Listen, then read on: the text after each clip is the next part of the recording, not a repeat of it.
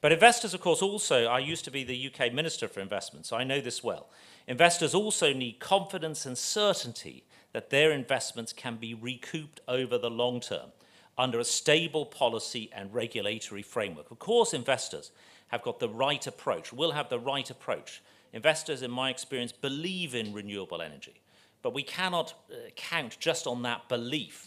We need to make sure that the regulatory environment is right to encourage and sustain that investment. And we provided that certainty for fossil fuel investments in the past. You know, let's be frank, across the developed and developing world, we should be able to do the same for those who want to invest in renewables, and we should want to do that even more than we had in the past for fossil fuels. Possible pathways to effect this change already exist. In the UK, for example, in the 1980s, 70% of our electricity came from coal, but this reduced significantly to 40% in the early 2000s, and it keeps going down to zero in the middle of this decade. It's currently about 1 or 2% coal use in the UK. And take also the offshore wind sector in the UK as an example, but I know that also Denmark and Germany and others are also world leaders here as well. This was almost non-existent in the UK 10 years ago, and now we have the largest offshore wind capacity in Europe. But not only that, we're not resting on our laurels. You know, my projection is for the UK to have a quadrupling of our offshore wind capacity by the end of the decade. I mean, that is a massive increase from today about 11.4 gigawatts to get to 50 gigawatts by the year 2030. And that is because, how did we do this? You know, that is because we put policies, regulations, and targeted incentives in place. We introduced what's called a contracts for difference regime, so a financial mechanism behind creating long-term sustainable investment in the sector that drove prices down. Offshore wind today is about a third of the price that was originally projected when I set out the program when I was at the Finance Ministry in 2015. It's been a big, big success in bringing down costs and enabled huge private sector investment, not just from the UK, but from other countries as well, due to the confidence and certainty of return on investment that it provided. And I understand that Denmark, and welcome to Ambassador Christensen as well, that investors are now paying the government to provide electricity for an initial term in order to win contracts, while still making a profit over the long term. This approach is not sector-specific. It can cover all sectors with the right policy and regulatory configuration. So a rapid energy transition can be low cost for governments while growing the economy at a faster rate than compared to business as usual. So we and other partners are happy to share our experience and our learning. Our own transition journeys are not over yet. As I say, we are projecting ourselves a quadrupling on offshore wind. We've just started on tidal. We got ourselves a long, long way to go. Our own transition journeys are not over yet. We've been facing unprecedented volatility in the international energy markets in the past few months. And so through the lens of energy security and to stabilize energy affordability and support steady economic growth, a transition to renewables is paramount. And this has been one of the absolutely key lessons of the barbaric invasion by Russia of Ukraine earlier this year, which we've seen drive up European energy prices to an unprecedented level. The lesson from all of that is actually to reduce our dependence on fossil fuels, to have more renewables. That has got to be the solution in both the short term, medium term, and long term. So within conducive policy and regulatory environments, the price of renewables has fallen dramatically. Solar power has reduced by 80% in price in the last decade, and in many parts of the world, it is now more expensive to run an existing coal-fired power station than it is to retire it and replace it with renewable energy. Now that is a really stark development, that it's actually cheaper to stop using coal power, replace it with renewables, and that has got to be good for the environment, good for the balance sheet as well. It is undeniable that every country has different challenges and contexts, of course, for phasing out coal while deploying renewables at scale. International and multilateral agencies can play a significant role in supporting global coal and fossil fuel phase-out and renewables deployment. There are many international experiences that can inform our strategies. Through the G20 and through institutions like IRENA, we can come together to discuss and find solutions that will be most effective in our countries. So finally, Your Excellencies, ladies and gentlemen, I hope that today's event is fruitful in terms of progressing our collective commitment to accelerate energy transition in line with our Paris commitments. Investment is going to be absolutely crucial in that, and making sure the environment is right for investors as well. So hopefully that is, I think, one thing to take away from today, the importance of investment, make sure that environment is right for everybody. Thank you very much indeed, and good luck for the rest of the day. Thank you so much to Excellency Greg Hans, the Minister of Energy, Clean Growth and Climate Change of the United Kingdom. Well, now, ladies and gentlemen, I would like to continue by inviting Her Excellency Ibu Armida Salsiah Ali Shahbana, Executive Secretary of the United Nations Economic and Social Commissions for the Asia Pacific, UNESCAP, who needs also to leave the session earlier this morning for another commitment to deliver her remarks. Ladies and gentlemen, please welcome once again Her Excellency Ibu Armida.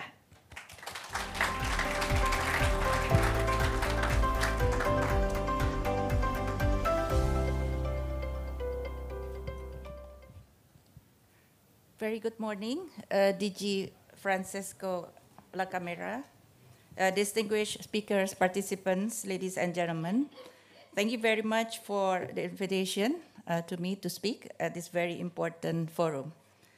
Let me start with a quick reference to the Asia-Pacific region, a region that will determine whether we will be able to win the race to net zero.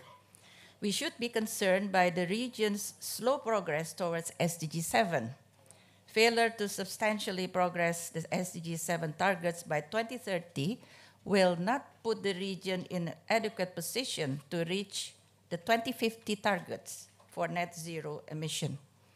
The focus on this issue through Indonesia's G20 presidency hosting this forum is very timely.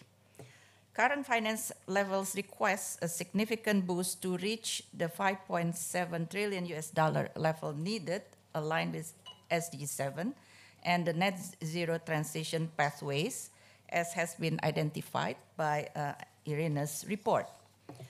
Public finance alone is insufficient, certainly. As countries recover from COVID-19, fiscal space has further narrowed. There is a need to engage greater levels of private sector funds to support the clean energy future. This requires not just innovative financing instruments that previous speakers have discussed, or of course, all speakers will discuss in this forum, but also the right policy and regulatory environment for clean energy. Investors need to have sufficient confidence in the capacity of the sector to a stable project pipeline with returns over the long term if they are to invest. The barriers to clean energy investment need to be dismantled. These include, for example, several already that I think in various forums, this has been discussed at length, including fossil fuel subsidies and the integration of renewable energy to the grid. Establishing a price on carbon is one way to support long-term investment for clean energy. Overall transparency must increase, as this is an important factor for increasing investment. May I highlight two areas of the energy transition where clean energy investment may be overlooked. The first one is on energy access. The IEA estimates that to reach universal access to electricity and clean cooking, the average annual investment required over the last decade of the SDGs to reach universal energy access globally is as high as $35 billion for electricity access and $6 billion for clean cooking. This represents a six-fold scale-up on current levels. Solving this chronic underinvestment requires greater commitment of public funds, but also, at the same time, innovation.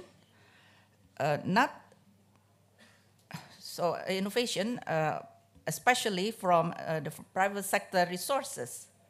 So including by de-risking this investment and achieving economies of scale. This sector offers enormous returns in terms of social and gender benefit, as well as avoided the undesirable health impacts. But unfortunately, these benefits do not always translate to the balance sheet of investors, so especially the cooking fuel. We need to find ways to make these projects more bankable through more efficient technologies and business models.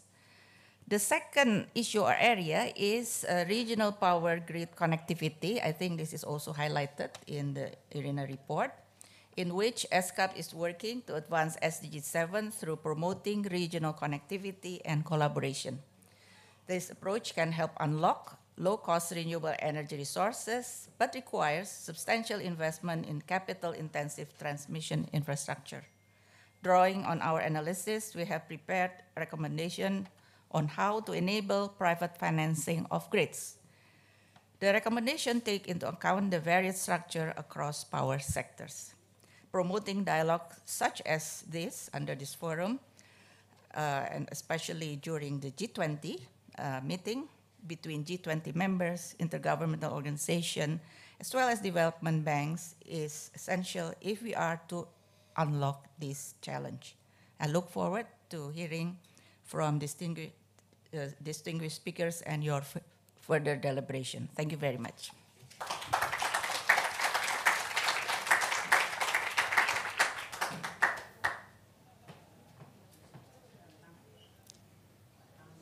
Thank you so much to Ibu Armida. Well, now, once again, thank you so much to Minister Greg and also Ibu Armida for your remarks. Now you may leave the meetings or the forum today to continue with another commitments or the agenda that you have today for your convenience. Thank you so much once again. Let's give another round of applause to Minister Greg and also Ibu Armida.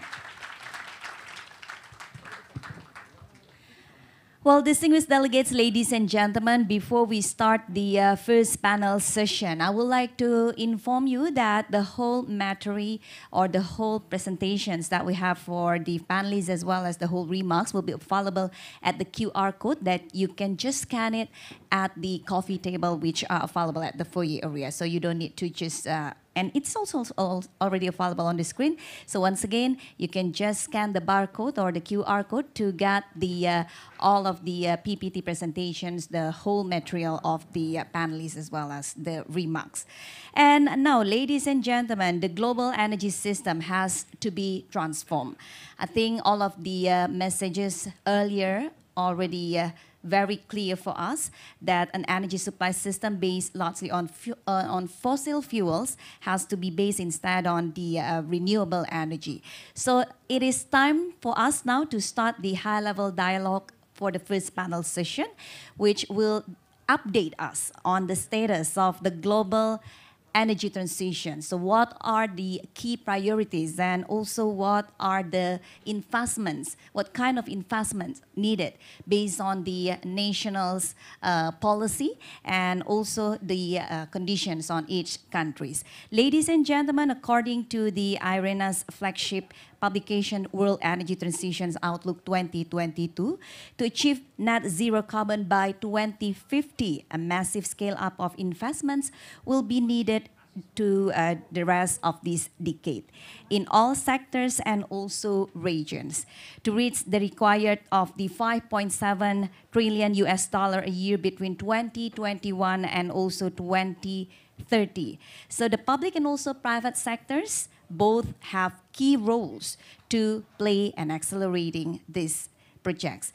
In this context, this session will provide a platform for exchange views among the ministers, the G20 leaders, and then also ASEAN and also high-level delegates from the industry, financial institutions, and also international organizations. So please use this opportunity to have a very fruitful discussion as we will also have our panelists and the moderator that will lead the first panel session.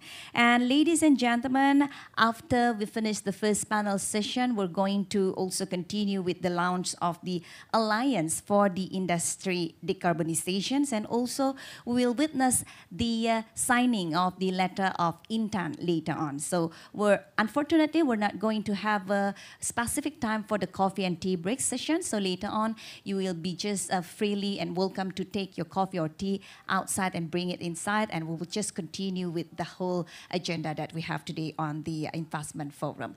So now, ladies and gentlemen, without further ado, please welcome on the stage the moderator of the first panel session. He previously served as the head of the International Energy for the United Kingdom, advising the government across a wide spectrum of bilateral and also multilateral energy policy issues, as well as presenting the UK in forums such as G7, G20, the IEA, and also IRENA. But before that, Mr. Dorner worked at the IEA as the lead author for the agency's flagship World Energy Outlook report and its lead on energy access issues and the executive director Sherpa to the United Nations. He has also held several positions in the UK Treasury Department. So I think with all of his long journey and also experiences, the discussions on our first panel session will be also very interesting. Ladies and gentlemen, please welcome on the stage. This is the moderator, Mr. Dorner. Dan, please.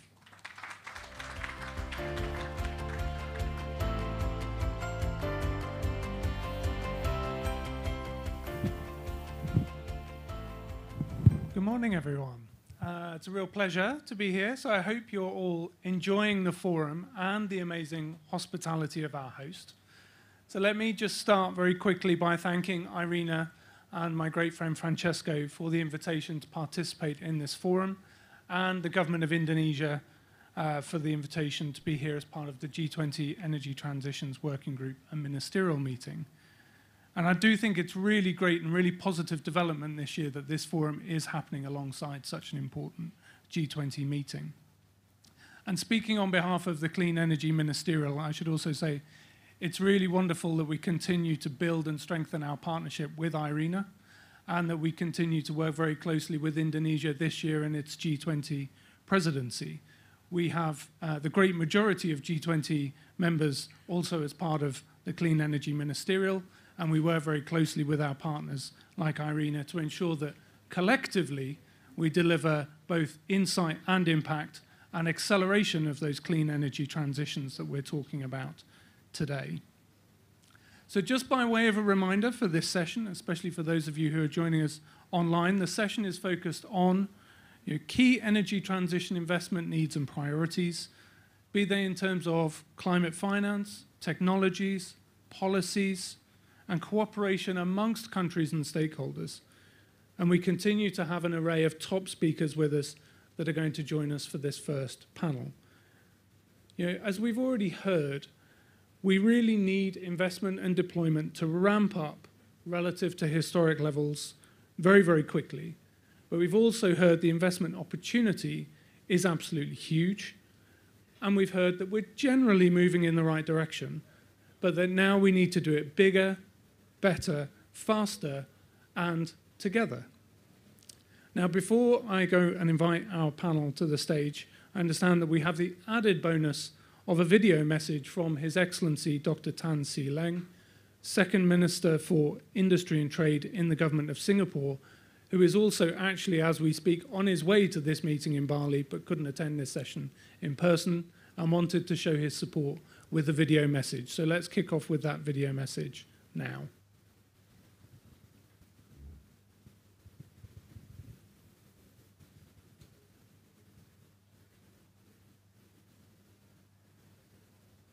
Good morning. I would like to extend my appreciation to Your Excellency Minister Arifin Tasrif and IRENA Director General La Camera for the invitation to speak at the G20 Investment Forum on Energy Transitions. ASEAN is ambitious in its clean energy transition, with aims to achieve 23% share of renewables in its energy mix by 2025, under the ASEAN Plan of Action for Energy Cooperation Phase 2 from 2021 to 2025. However, the public sector alone would not be able to meet the scale of investments required to meet decarbonization goals. The private sector and international financial institutions can and must play a key role in mobilizing private finance to accelerate decarbonization in the region. Increasing clean energy investment technologies is a key pillar of the global energy transition. The Asian Development Bank estimates that Southeast Asia requires $3.1 trillion of green infrastructure investments by 2030, while IRENA's 2022 World Energy Transitions Outlook highlights the need to massively scale up investments for the rest of this decade. As a region rich in renewable energy potential, Southeast Asia is well positioned to attract even more investments into renewable energy infrastructure so as to support the transition. Such energy infrastructure include renewable energy projects, energy storage systems, smart grid projects, regional power grid interconnections, and others. Singapore is keen to work with our regional and international partners to attract investments into these projects. First, as an Asian financial hub, Singapore is also working to galvanize and channel funding to support the decarbonization effort in the region. The Monetary Authority of Singapore, or MAS, is the largest issuer of sustainable bonds and loans in the ASEAN region. This entails introducing various grant schemes to help defray the cost of issuing green and sustainability-linked loans and bonds, and enhancing borrowers' ability to obtain green and sustainability-linked loans, which serves to support the decarbonization efforts in the region. To this end, the MAS has set up a $2 billion Green Investments Program, or GIP, to invest in public market investment strategies that have a strong green focus. This will help promote environmentally sustainable projects and mitigate climate change risks in Singapore as well as the region. Singapore has also been working closely with our international partners to build capacity on energy investments and financing in the region. For example, by working with the IEA to establish the Singapore IEA Clean Energy Investments and Financing Training Program under the Singapore IEA Regional Training Hub.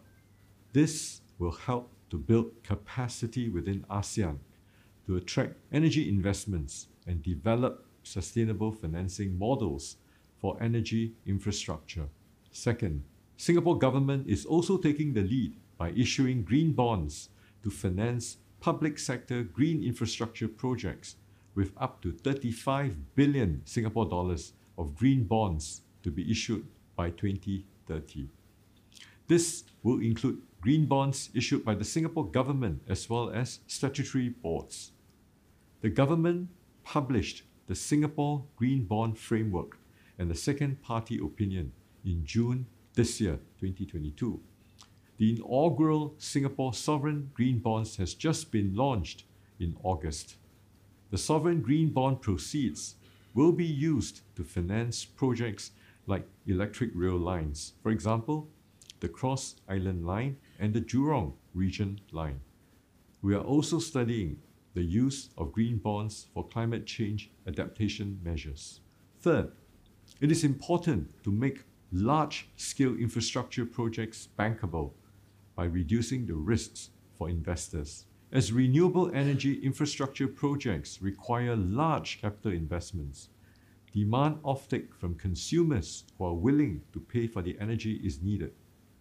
Multilateral collaborations and frameworks, such as the Lao PDR Thailand Malaysia Singapore Power Integration Project, can provide the ecosystem and the regulatory certainty to support investments into the region while accelerating regional decarbonization. International platforms such as today's forum are valuable opportunities for policymakers and industry leaders to come together to gain valuable insights and share our efforts to bridge the investments gap. I wish you all a fruitful discussion ahead, and I look forward in working with the G20 to scale investment pathways for a sustainable energy future. Thank you very much.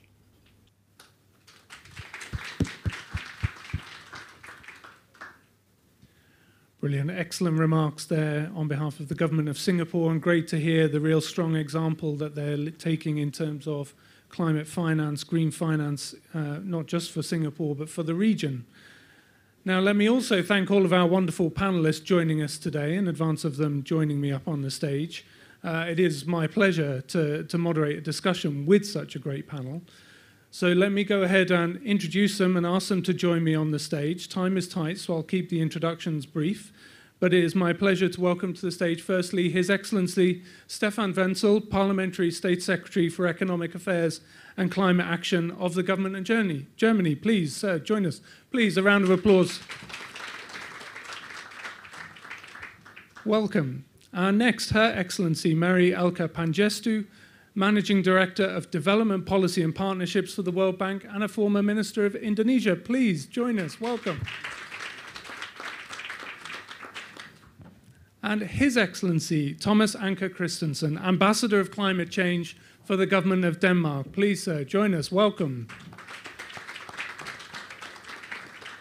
And Her Excellency Roberta Casali, Vice President Finance and Risk Management for the Asian Development Bank. Please, welcome.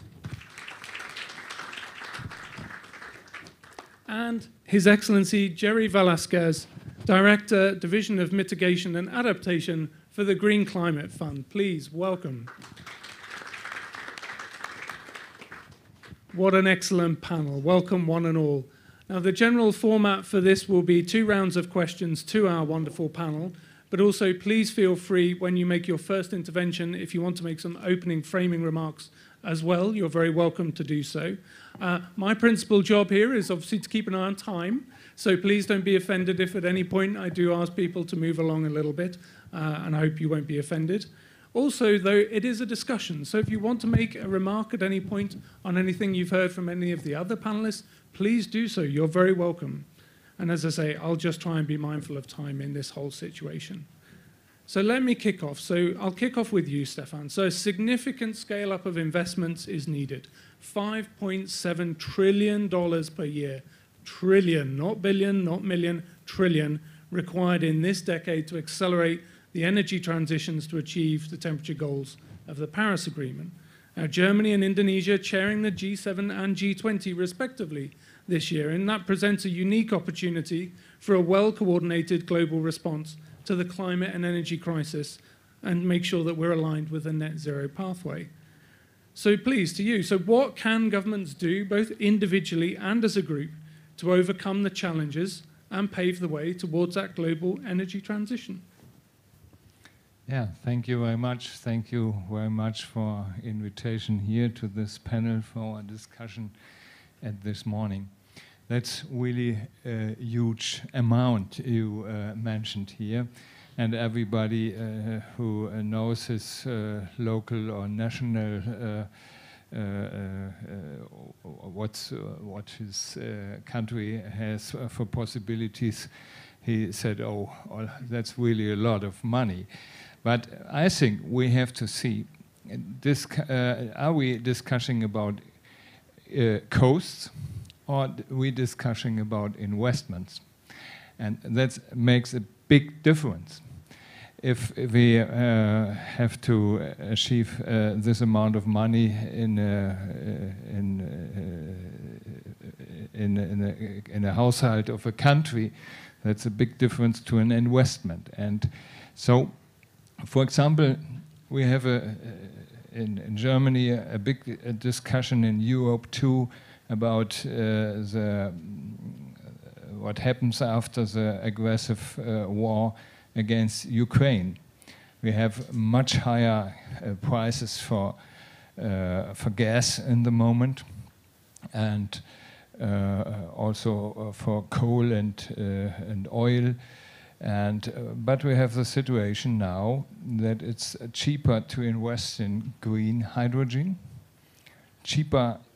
Green hydrogen is cheaper than blue hydrogen, and green hydrogen is cheaper than buying fossil gas. That's totally changed in the last half year. if you want to produce green hydrogen in Europe in the moment, or in the Mediterranean region, you have to pay about $90 to $150 for 1 megawatt hour. And if you want to buy fossil gas, in the last months, you have to pay $200 to $300 for a megawatt hour. So, to buy the fossil gas, it was 2 to 3 times more expensive than to buy green hydrogen. But the problem is, we have only little projects already to produce green hydrogen. And that's the big question, how we can implement the investments in such projects, how we can implement the investments in solar, in wind, in all the other possibilities you mentioned in your entrance. And that's a big chance in the middle of a big crisis. And so we must find reliable possibilities to invest. We need development banks with a big, with a good, sharp view on the situation. It's different in every country, but there are different chances in every country too. So we must see the situation, what's historic happens, and what's now the goals for the future time. And I think if we have a lot of good possibilities now to put it together, state supported investment initiatives. For example, we have the International Climate Initiative to support here fair energy partnerships. One is, for example, we implemented with South Africa, but we want to do that with other countries too. And on the other hand, to have good possibilities to private investment if there's a good business case. And we must look for good business cases too. One good business case is if you have a good CO2 price system, a reliable CO2 price system, then it's much easier. But as I said in the beginning, in Europe and a lot of other parts of the world, in the moment, the green hydrogen is in the money, and the fossil gas is the most expensive investment you can do. Brilliant. Thank you very much for that. I think a couple of points that I'd certainly pick up from that is, once the economics flip and the green and clean option becomes the cheaper option, which it already has in so many cases, then surely the question is not why do it, but why not do it? But the link there is, as you say, real need to do it at scale and quickly, in part precipitated by the current crises and previous crises that the world has found itself in. So now that kind of links me on, Mary, to ask you, we've all seen in the past few years the energy sector has been hit hard by the pandemic and more recently by geopolitical instability. But what has the World Bank's response been to the current energy crisis? Yeah, thanks for your question. Let me frame my answer by providing kind of a framing. I'll make 3 points. The first is, what are we talking about here? Is it energy transition? Because this whole session is entitled Energy Transition. But I'm glad that Francesco mentioned energy access in his opening remarks, because I'm taking very much a developing country perspective. Let's hope that what you mean by energy transition in there does also mean energy access. And I think Armida also mentioned the issue about not meeting SDG 7. So the objective is about energy access, universal affordable energy access, and we say just and affordable energy transition. I think we should never lose sight of that, even though I think what has been all of the previous interventions have laid out that we, despite the energy crisis and the energy security issues, it's actually, we should be accelerating the transition because diversification is the answer to energy security. And for the future of developing countries to have green, resilient, and inclusive development, we have to address the energy, the access and the just energy issue. So I think that's the first point that I would make. And second, we're talking about investment opportunities. We had a very good presentation just then from Irena with all the possible investment opportunities. But we always come to this question, where are the pipeline of projects? Now, you notice I said pipeline of projects. I didn't say bankable projects. The issue here is that you have a combination of bankable and non-bankable projects that need to come together. Yeah? And we are calling it transformative projects at the bank. So at the bank, we are doing a lot of thinking about how to approach this. And it is about many of the elements that all the previous speakers have mentioned. Enabling environment. The countries, it has to be country-led and country-owned. Countries need to come up with their long-term low-carbon development strategy.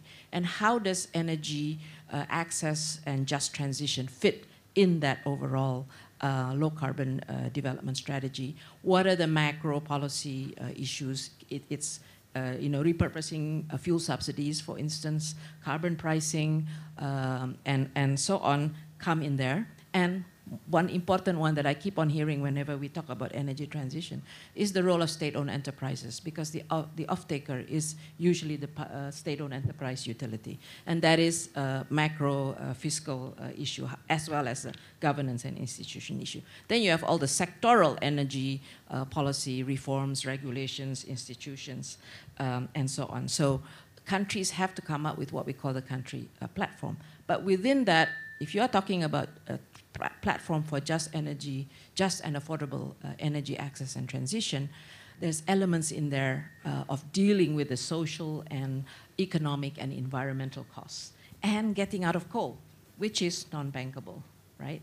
So then you have to ask yourself the question, how does this all, you have to have the countries come up with the platform, and we are doing a lot of work with that, including with the ASEAN countries, and coming up with the holistic approach. I think one of you mentioned a holistic approach of the different elements, some which are non-bankable, some which are bankable. The bankable, say, renewable energy projects. Then you have to come to the final question, which is how do you finance all that at scale and at speed? And face the reality check, that this is complicated. Our experience, say, with Poland back a couple of, 10 years ago, even up to now, Poland's still having problems with coal, the transition for the coal sector. So it's complicated, it's urgent, it's complicated, it takes a long time, and there's a lot of political economy factors in there.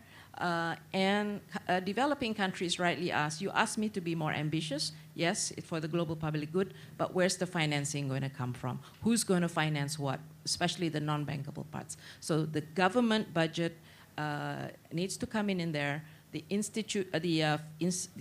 international cooperation and support from World Bank, from ADB, from bilateral donors, from philanthropies can come in to reduce the cost for the non-bankable parts, or provide risk reduction or cost reduction to catalyze or leverage the private sector to come in.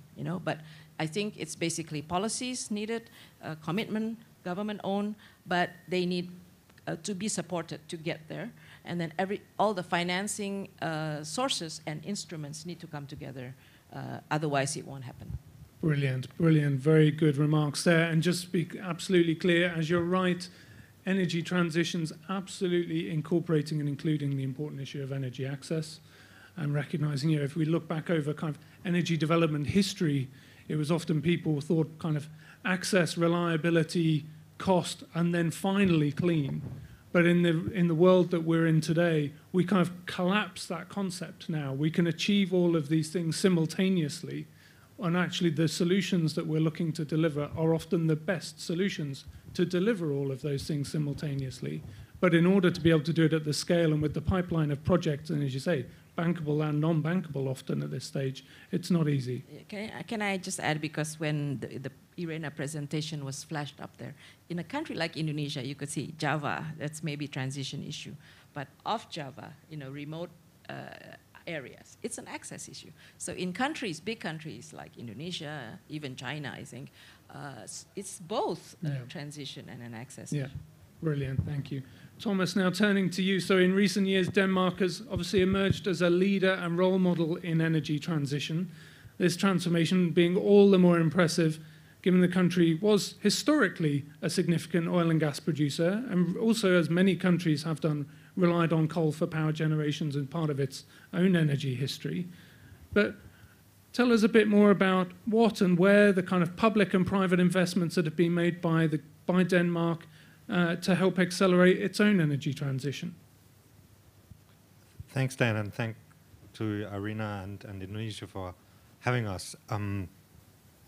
Just to hatch on to Mary's sort of trinity of action, the regulatory environment, the partnership with the private sector, and the financing that sort of comes in for both well, bankable and non-bankable.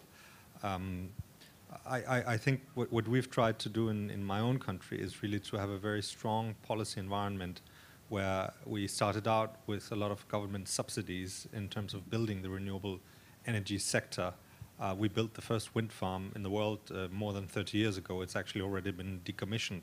But for many years, maybe 10, 15 years, the Danish taxpayers paid a large subsidy for installing wind, but thereby building the industry and building the capacity, and in the end providing what is now a global public good. A bit like the German taxpayers paid for solar PV in the zeros. And although that doesn't count towards climate financing, in some higher level it actually does, because we've helped drive down the cost to the extent, as Minister Hans noted, where now developers are paying the Danish government money to be able to buy the concession for the wind farm, and we're actually making money out of doing the wind farms. And it's taken us more than 30 years to get to that stage where we have that long-term planning and long-term certainty where policy and investors and the private sector sort of come in hand to build that. Our goal is to quintuple our offshore wind capacity by 2030 and to quadruple our onshore wind also by 2030. And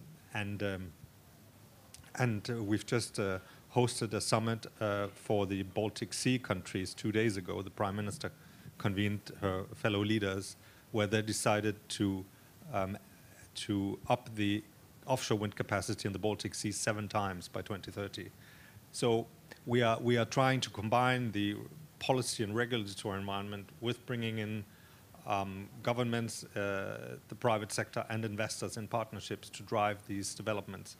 And I think one particular important factor in Northern Europe is the integration of the grid and the interconnectors that we have between, well, Germany, Denmark, UK, Norway, all the countries around the North Sea, and similarly we will build that same interconnectivity around the Baltic. And I think the slide that Mr. Gielen had about Asean is extremely important when it comes to investing in those interconnectors, because with the right interconnectivity you can actually balance an energy system where you use renewable energy as a base load. I know that planners in this part of the world don't really believe that can be done, but we are doing it on a daily basis in my part of the world. And once you move to having renewable energy as a baseload, it also flips your system on its head, and it drives that point that Francesco made about the levelized cost of energy actually coming down to a level where any renewable energy source is cheaper, more affordable, more accessible, and reliable than the fossil alternative also becomes a reality. And I think, I mean, the scenario showed by IRENA also shows that this can be done for this region. And then just to end, there is a lot of discussion about the Just Energy Transition Partnership with Indonesia and a few other countries. We firmly believe that working on getting the renewable energy pipeline up and running will also show that this is comes at a lower cost, better energy security, more access for people than the coal alternative, which eventually will run out and will not provide that long-term security for the citizens and the country. Thanks. Brilliant, thank you, Thomas. I think both great illustration there of how the government can help facilitate the building and growth of a new industry, but also a great illustration of how what's going on in Europe can really be an example around the rest of the world to show that it can be done. And often you hear people say, oh, it can't be done, we can't do it a different way, it can't be done. Well, it is being done, it can be done, and we just need to learn those lessons and follow those good examples. So Roberta, turning to you now. So Asia and the Pacific, obviously particularly vulnerable to some of the most destructive elements of climate change and potentially going to worsen. But at the same time, the region is source of more than 50% of greenhouse gas emissions. And in 2021, I understand ADB launched the ambitious Energy Transition Mechanism initiatives in Southeast Asia with Indonesia and Philippines as pilots to try and address emissions from coal-fired power plants. But could you tell us, the audience, a little bit more about the emerging lessons from the energy transition mechanisms thus far? Thanks. Yes, thank you. Can you hear me? Yes, first of all, let me say that Mary has done an excellent presentation and remarks on the role of MDBs for energy transition, and let me say, really for tackling the most important issues and problems that, as you mentioned in this area, is enormous. And the battle against climate change will win or lost in this area of the world. And ADB is committed to be the climate bank for Asia and the Pacific. And in doing so, we, as other multilateral development bank, serve our clients, which are the development member countries in this area. And we serve them looking at their real needs. So listening and engaging in a very practical way with the countries.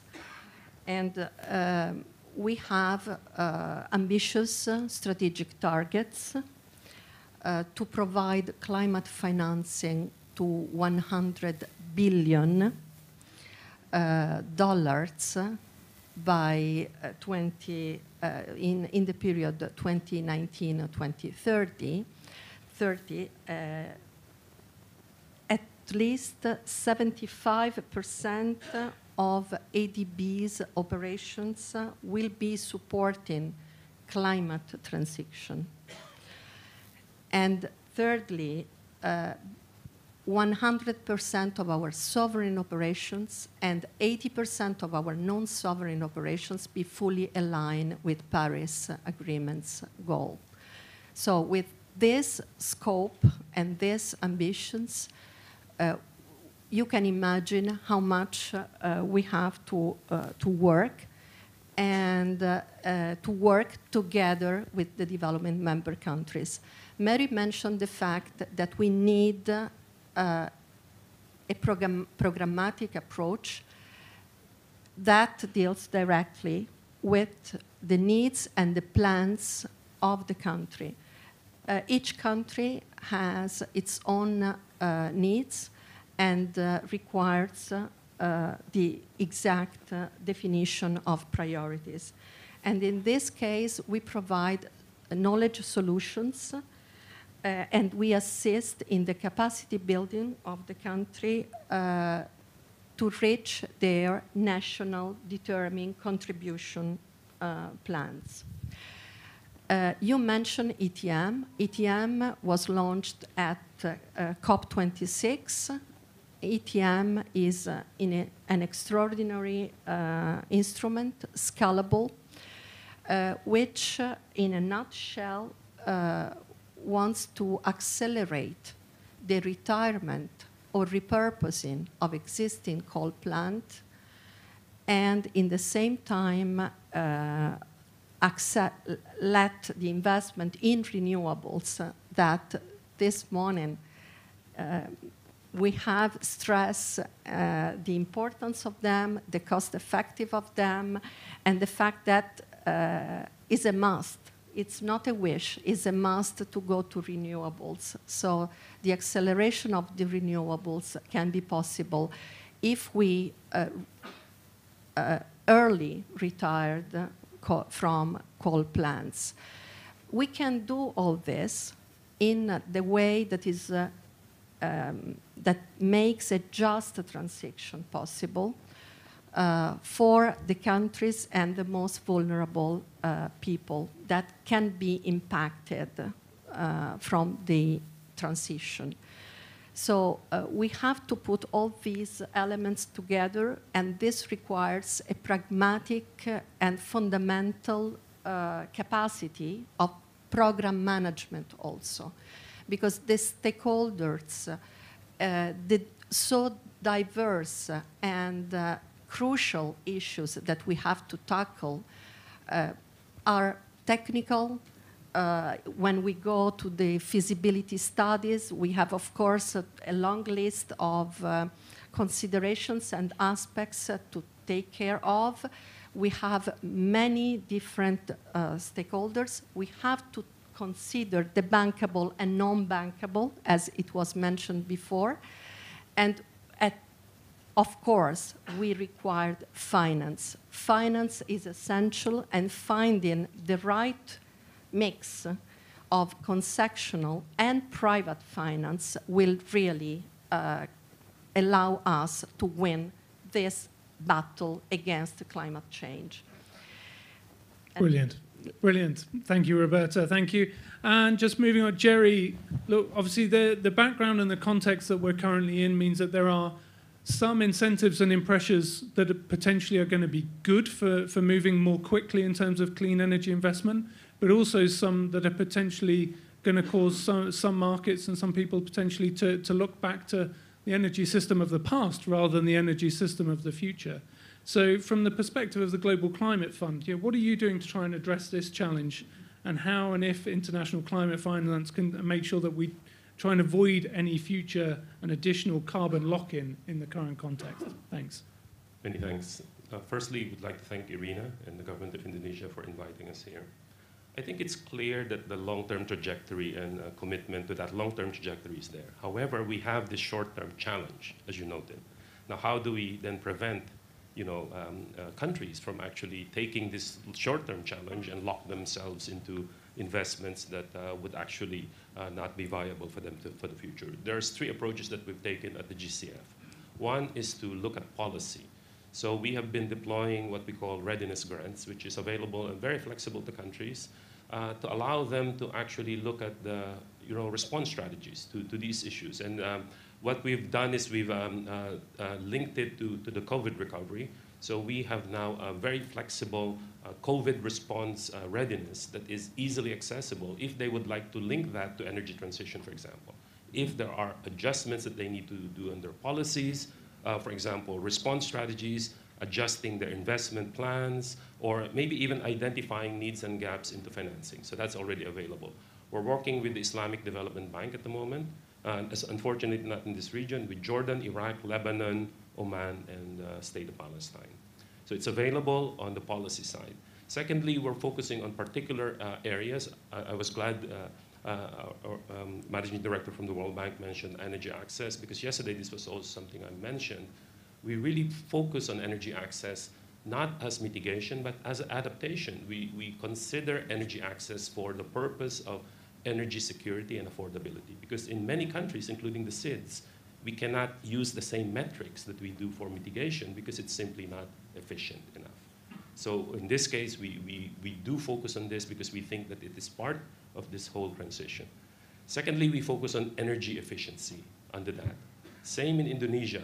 There is adequate supply. There is, in fact, more supply. And yesterday, the Deputy Minister told us that one of their strategies is to create more demand, because they still have a lot of cooking using LPG that is, in fact, subsidized. Now, we did such approach in Nepal, because similarly in Nepal, they have enough supply in the grid, which is, in fact, clean. However, they still have a lot of cooking using LPG that is subsidized by the government. So it makes absolute sense to switch them to electrification of cooking. So we've done that with the Alternative Energy Promotion Center of Nepal. So in fact, yesterday we were discussing with the Deputy Minister, we would like to do something like that with Indonesia. And then, of course, within that, there are a few areas that is very hard to abate. And we need to work with the countries now because it's so long-term. For example, industry and transport. So we've done now a big project in Bangladesh on manufacturing industry. We're discussing with ADB on cement and steel manufacturing. And we have such a huge pipeline now on e-mobility, and it has now become really a viable investment for us on climate because of the way that we've been working. We have a large project with ADB at the moment. The final leg of our approach is de-risking, again mentioned by the managing director from the World Bank. You have a pipeline, but what is to make it viable is we need de-risking. And we've deployed 3 approaches here. One, we work with the World Bank on what we call a very large program called Sustainable Risk Energy Risk Mitigation Facility. We've done that in Sub-Saharan Africa. We have a project now, a big facility with the World Bank coming to October with Indonesia. And the whole goal is just to de-risk the deal, and that's it. In October, we will table to our board a large green guarantee facility, and just to de-risk bonds to invest in energy. And this is all what it's going to do. And then finally, of course, we're working, we've discussed with IRENA on coming up with good business models. We were discussing with IRENA, they have a very concrete pipeline of projects in Africa, for example, that only missing a guarantee, a sovereign guarantee. Can we work with that on their pipeline and just make it viable? So there are these things that the risk mitigation component is missing. We would love to work on that. And then finally, working with institutions, and this is the last one. We work with countries to green their financial institutions. We work on development of green banks. So we think that there is this, that we think that through this deployment, we could encourage countries from, in the short term, also think of what can be done while not locking into the future. Thank you.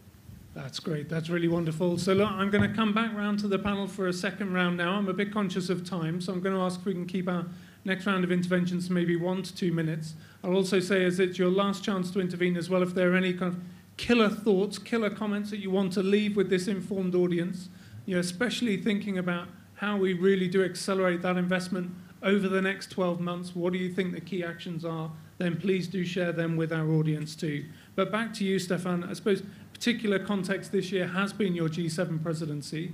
How do you think what you've taken forward in your efforts as G7 presidency and linking it into the G20 to help advance this much needed additional investment in the clean energy sector? Thanks. Thank you, Dan. It was very interesting to hear even what was important for the banks and for risk mitigation. I think that's a very big item. We discussed the possibility to boost our international climate initiative on one hand, and to have a possibility to cooperate with investment projects on one hand, and to support it on the other hand.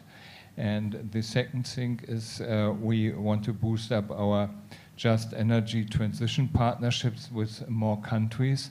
And that might be, for example, that we in the moment, we also buy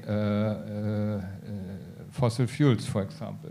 But we're interested to buy green hydrogen in future times. Maybe we can find possibilities to say, okay, let's buy for 6, 8, or 10 years fossil fuels, and then we want to buy for 6, 8, or 10 years green hydrogen, or ammonium, or methanol, which are hydrogen-based derivatives, and that might be good for the country who delivers, because they can make a transition of the economy too, and that might be good for the country who imports, and that's also possible between different countries. And so I think that's one possibility to transform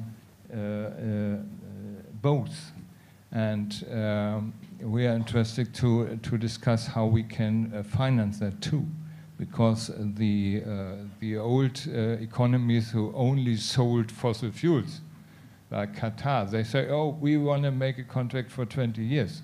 And so we say, oh, but we want to be climate neutral in 20 years. So we need now fossil fuels, but in 10 years we want to be in another world. And let's talk about the possibility to finance that. And maybe it would be interesting to me, even from you, from the banks, from the developing banks, what you think about carbon contracts for difference to finance this transformation time. Brilliant, thank you. And Mary, over to you. I mean, it sounds like what you were saying earlier is what you really need to see is the pipeline of projects, which suggests that maybe you feel that you've got the financial firepower that you need, at least to then help leverage in the private sector investment and financing too. Is that really the case? What do you think are the key priorities for you in the coming year? Yeah, thanks for your question. I think having that pipeline of projects is actually very challenging. And you all talked about a business model. It's a business model and at the level of the country in being able to come up with this pipeline of projects. And I think this is where the challenge will be. And we have to be concrete about it. I think there's no disagreement, I think, with all the framing that we've put on the table. But how do you actually translate that at the country level and at the sector level? And they're going to be very different. You know, energy transition in South Africa is very different from energy transition in Indonesia, for instance. So all the elements need to come together. You know, I think we all kind of have this framing where you do need the policy framework. So the World Bank comes in with both analytical knowledge as well as financing. And we all agree that the policy framework is very key. And that's part of the de-risking instrument, actually, to have the predictability and the long-term direction of policy and reform. And then there's the financing, which has to be government, international, public funding from concessional and non-concessional funding. And I would put philanthropies in there because we all know there are all kinds of streams of alliances emerging. They all should come together. I mean, that's kind of my one request. And then you see how you can catalyze it and what are the, so it's financing and instruments to reduce the costs and the risk, basically, right? And how do we come up with these instruments? You know, we have guarantees for the loan as well as for political risk. And I think we have to be, let me just close with an example and a reality check. So let me give you the example of South Africa, because this is something that we already have on the table as maybe a proof of concept or a possible construct that would happen. It's about a coal exit, but it's a small coal, it's only one coal plant at the moment, but potentially another 2, 3. It's only 1 gigawatt, I believe, Komati, yeah? And it has all the elements. There was funding, a grant to do the feasibility study and the project preparation. So we have GIF, we have CIF, we have GCF, all these funds that can actually help to countries prepare and have capacity building. Then there was a combination of World Bank funding as well as bilateral funding from Canada, as well as some other non-government funding to fund the different elements. Some of it was the coal exit, and then repurposing the land, the environmental cost, and the social cost, right? So it came together, and then there's the renewable energy project that can be bankable. So that's an example of how you would put it together, but it would be different in different countries, and I think more of that needs to happen. And my reality check as a conclusion is, this is difficult, it's complex, it's difficult. Bringing it together is difficult. Can we look for things that are more easily done in front of our eyes? And I think energy efficiency, CCS, these are modernizing your grid.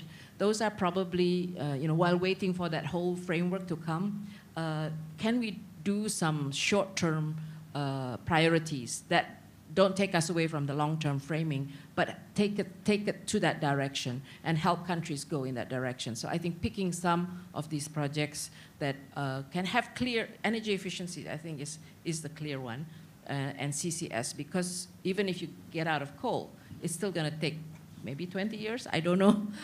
So CCS still has a role. Yeah. And the final challenge that I just want to put on the table, because nobody has mentioned it, is the base load. Even if renewable energy is there as a source of energy, hydro may not be enough for you to give the base load. You still need probably natural gas. So it's the cleanest of the fossil fuel. And this is a debate that actually is going on everywhere, including in Europe, right? So I think we need to address that as the transition, bridging baseload fuel. And one more idea is methane. Oil and gas has a lot of methane emission, and that can be a mitigation. You can have a mitigation program, and there is an initiative out there.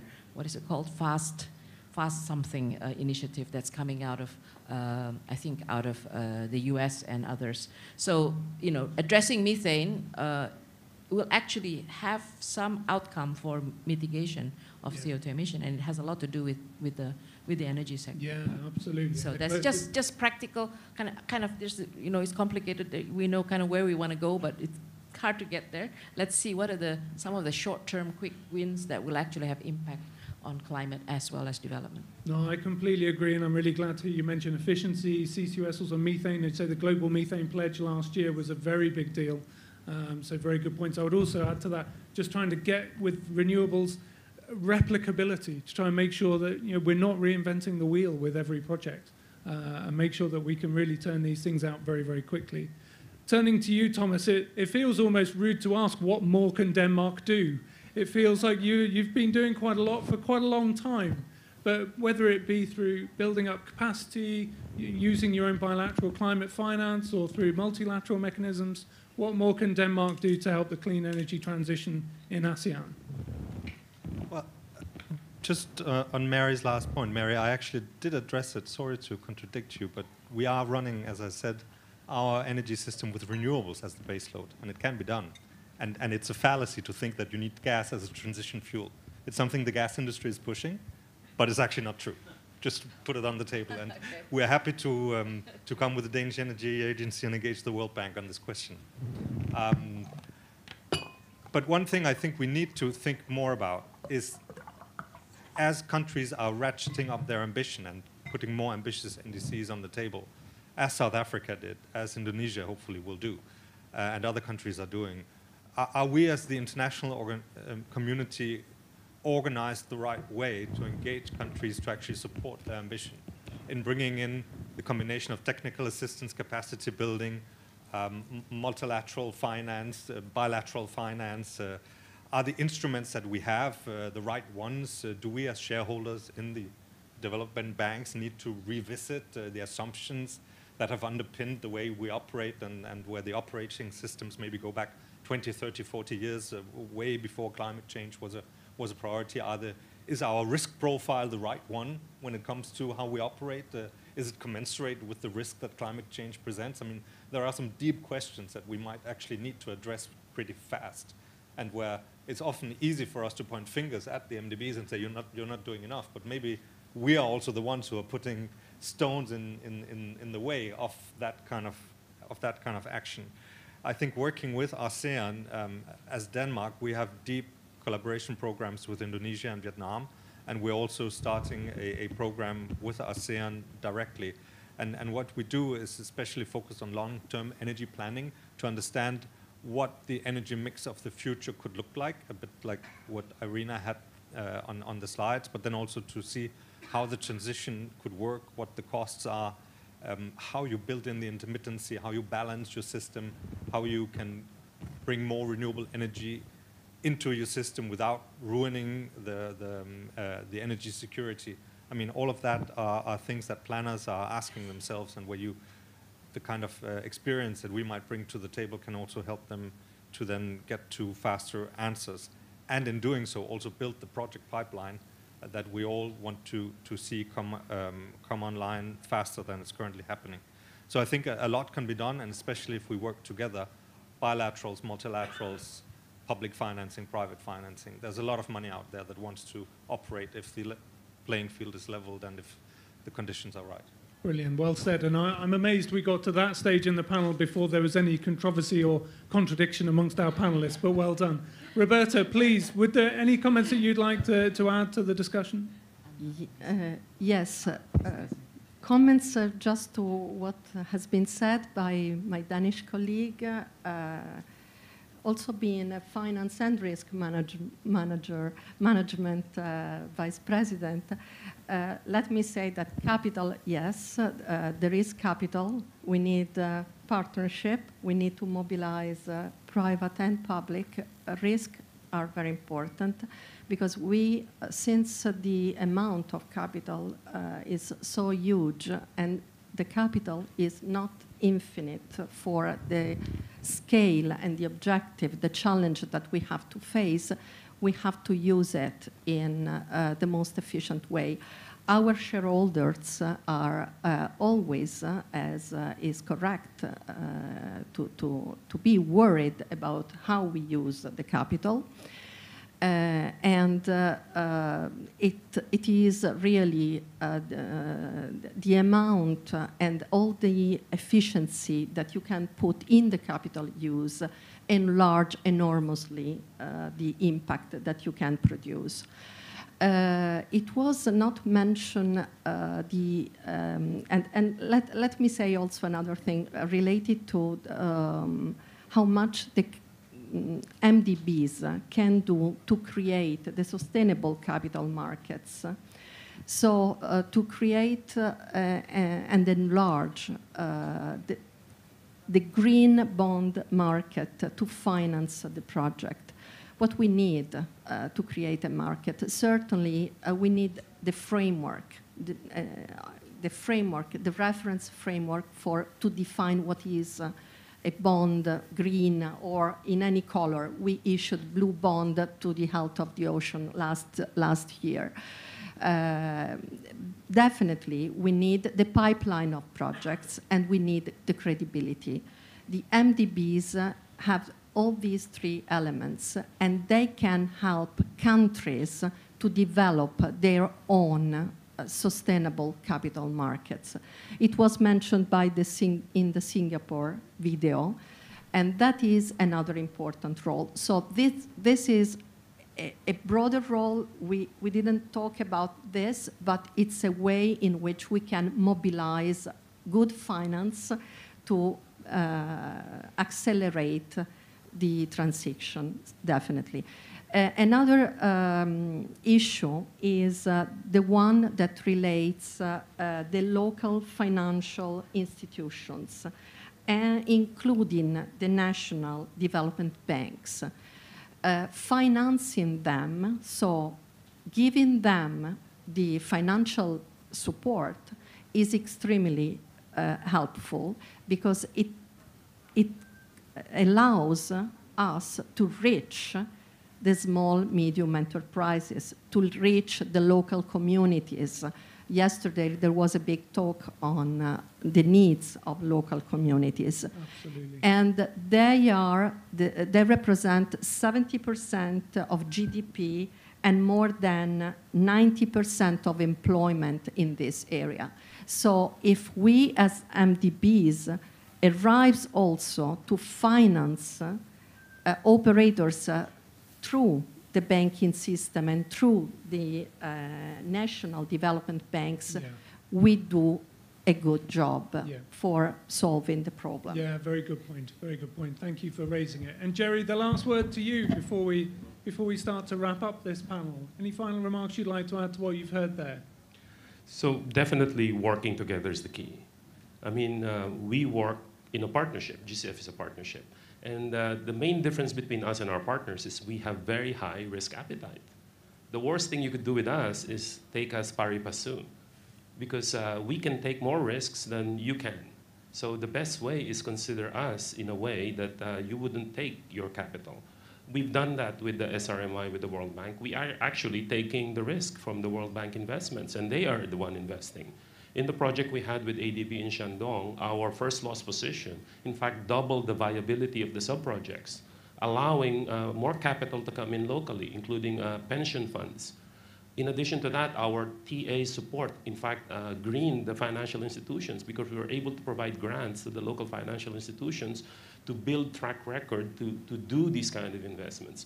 So I think the message is we are different from them, but we are complementary. It is a partnership. And I think by working together in that kind of a strategic way, we could multiply our outcomes. Very well put. Very well put. Please. I have a two-finger for you. I need to qualify my statement, otherwise I'll get into trouble. What I meant was that, of course, ideally it should be all renewable energy.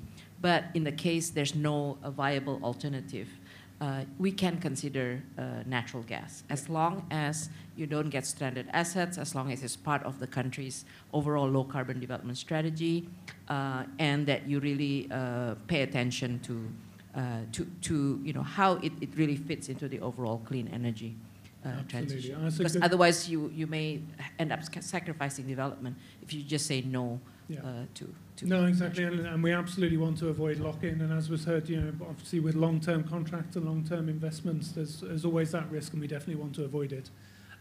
Look, we're wrapping up here. I'm about to move over. We're going to have a video intervention from the government of Egypt, but actually, I'd say before we do, I give my panelists the opportunity to relax a moment, step down from the stage, and take their seats back in the front row. So quickly, a round of applause to them as I let them step down.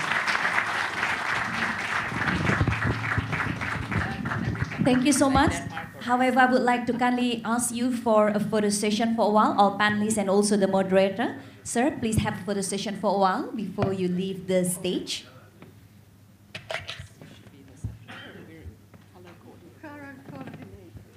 It's okay there.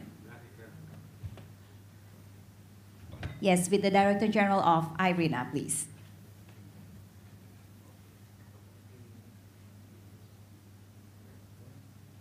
Another applause, please, ladies and gentlemen, to all of the panelists as well as the moderator on the first panel session that we have today during the second day of the Investment Forum on Energy Transitions. Thank you so much, and you may now return back to your chair.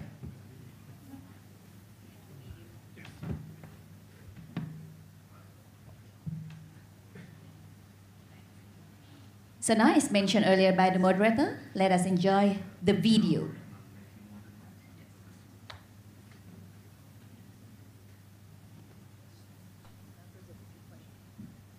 At the outset, I would like to thank the government of Indonesia for co-hosting the G20 Investment Forum on Energy Transitions with the International Renewable Energy Agency as part of its G20 presidency program. Egypt has set a clear roadmap towards clean energy transitions. The energy sector represents 13% of GDP, and hence the government has formulated an integrated sustainable energy strategy 2035, launched in 2014 with the goal of diversification through renewable energy and energy efficiency. Currently, 3.7 gigawatts are generated from renewable resources, including 2.8 gigawatts of hydropower and around 0.9 gigawatts of solar and wind power. By 2035, we are targeting 42% of electricity mix to be renewable and to reach 20% by the end of this year. Moving from pledges to implementation is what the Egyptian COP27 presidency is presenting as the main theme for the conference. The government is looking to bring together cohesive multi-stakeholder views and contributions to enhance global and effective climate action. In due course, Egypt has launched the National Climate Change Strategy 2050 with the aim of consolidating the main three dimensions of climate action, namely adaptation, mitigation, resilience, and loss damage, with a just transition lens. In July 2022, Egypt has renewed its commitment to the 2030 Agenda for Sustainable Development and the Paris Agreement through its updated nationally determined contributions, introducing a number of sectoral targets as well as detailed adaptation measures. Paving the way to COP27 and beyond, Egypt has prioritized a package of green projects across 5 main sectors, namely energy and electricity, transportation, agriculture, water, oil, and gas. Sectoral priorities for the climate agenda were set using a pioneering approach to climate action, by prioritizing projects based on their aggregated impact on climate targets as well as on human development. Accordingly, on July 5th, the Ministry of International Cooperation launched Egypt's country platform for the nexus of water, food, and energy, NUWAFI, which is key to accelerating Egypt's transition towards a low-carbon, resilient, and inclusive economy. In line with the theme of this year's COP, NUWAFI, NWFE, in Arabic means fulfilling our pledges. We look forward to capitalizing on IRENA's investment platforms and technical expertise to create global and effective synergies and partnerships with international private investors as well as development partners. Egypt, in partnership with the EBRD, has designed the energy pillar within NUWAFI with the goal of reducing greenhouse gas emissions through replacing 5 gigawatts of existing inefficient gas-based power generation capacity. Notably, the NUWAFI energy pillar envisions several packages to support Egypt in implementing a just transition to strengthen the electrical grid and encourage the flourishing of green technologies. For more sustainable investments, lush investment ecosystem and private sector engagement are highly crucial for Egypt to achieve its decarbonization and industrialization targets. Towards that end, Egypt was one of the leading countries in the MENA region to issue a sovereign green bond worth $750 million, with 46% of the proceeds earmarked for green transport, the Cairo monorail, and 54% earmarked for sustainable water supplies and wastewater management. Through its strong ties with the G20 countries, Egypt hopes to become a hub for green hydrogen and ammonia production, with the belief that only way forward for climate action must be through international cooperation and multilateralism. Honorable ministers and distinguished partners, it is fundamental to work together on global climate action through investing in a transition towards green, clean energy, with a passion to preserve our planet for future generations.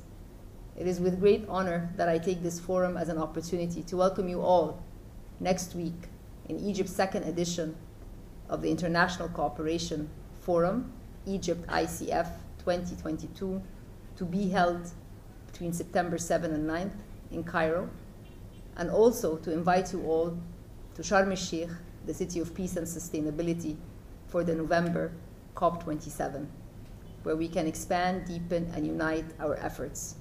And let's always remember to NUWAFI together.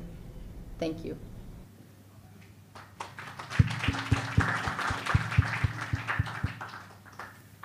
Brilliant. Well, it's just left to me to try and sum things up. But firstly, let me say, look, we're all looking forward to attending COP27 and to appreciate Egypt's wonderful hospitality later this year.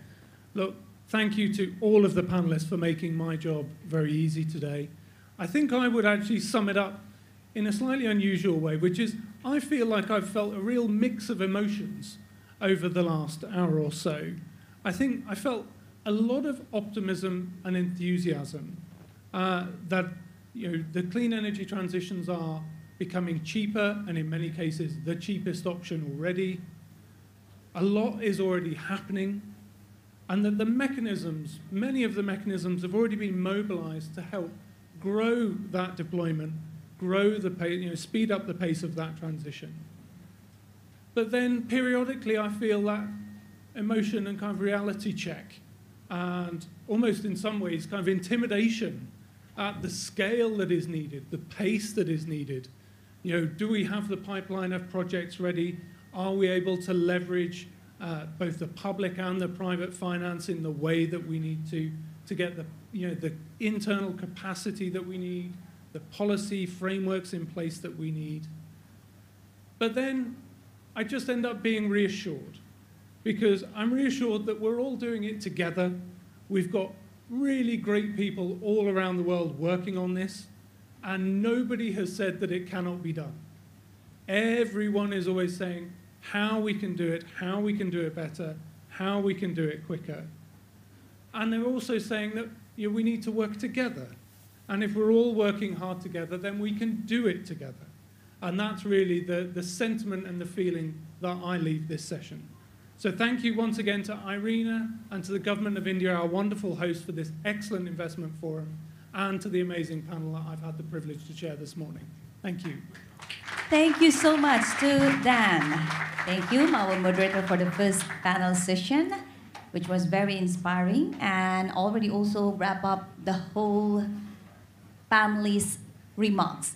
And now, ladies and gentlemen, we will continue to the next agenda that we have during our forum today. So, ladies and gentlemen, we will together witness the launch of the Alliance for Industry Decarbonization. The most challenging sector is industry. Industry is the key and also engine for the economic growth and also the prosperity, generating around 1/4 of the global GDP. And the high energy demands of certain energy-intensive industry, the high carbon content of certain products, and also high emissions of certain processes make innovative solutions is very necessary for the industry. And today we're going to witness the launch of the Bali Declaration to launch the Alliance for the Industry Decarbonization, which has been included in the digital info package that you will also receive or got. So, ladies and gentlemen, in the launch itself, we are all agreed to establish the Alliance for Industry Decarbonizations to contribute to the achievement of the country-specific net zero goals, foster action for decarbonization of industrial value chain, and enhance understanding of renewables-based solutions and their adoption by the industry. So we also agreed to collaborate together under the Alliance to enhance the force dialogue and also coordinated actions. We also agreed to assign the International Renewable Energy Agency, or IRENA, to host the Secretariat of the Alliance to coordinate and also facilitate its activities in close dialogue with the members, develop work program that will define a detailed scope of activities in the Alliance, and then we will also meet periodically to maintain a dialogue, collaborations, exchange knowledge and also experiences, and we will also encourage new partners that will share a common vision towards the decarbonization activities. So now, ladies and gentlemen, I would like to invite to the sessions of our launch of Alliance for Industry Decarbonization. We would like to invite Karim Amin, the member of the Executive Board of Siemens Energy, to deliver his remark. Please.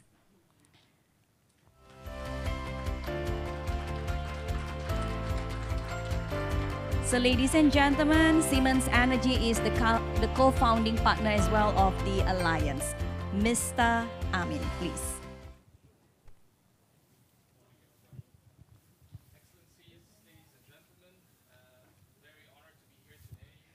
To this very interesting panel we've just heard, and talked also about the project pipelines, and the Alliance is an attempt to create a momentum and a movement to really translate the pledge into implementation.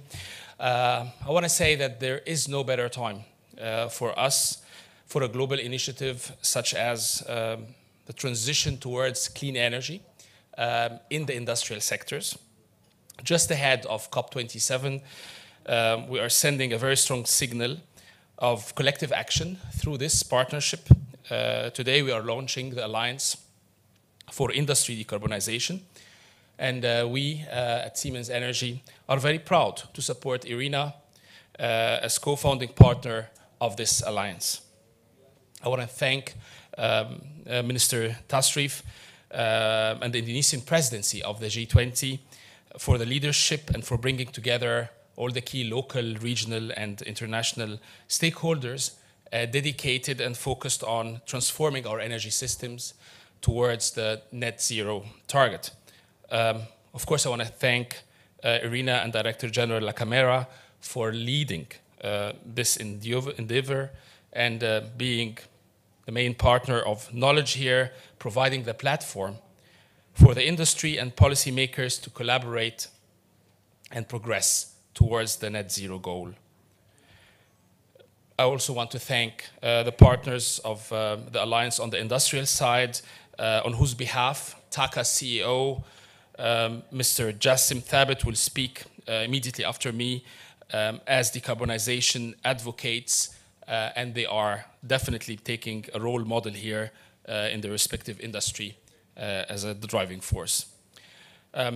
Back to the discussions that we have heard earlier today, according to the Intergovernmental Panel on Climate Change, limiting global warming to 1.5 degrees Celsius above pre-industrial levels requires very rapid and far-reaching measures.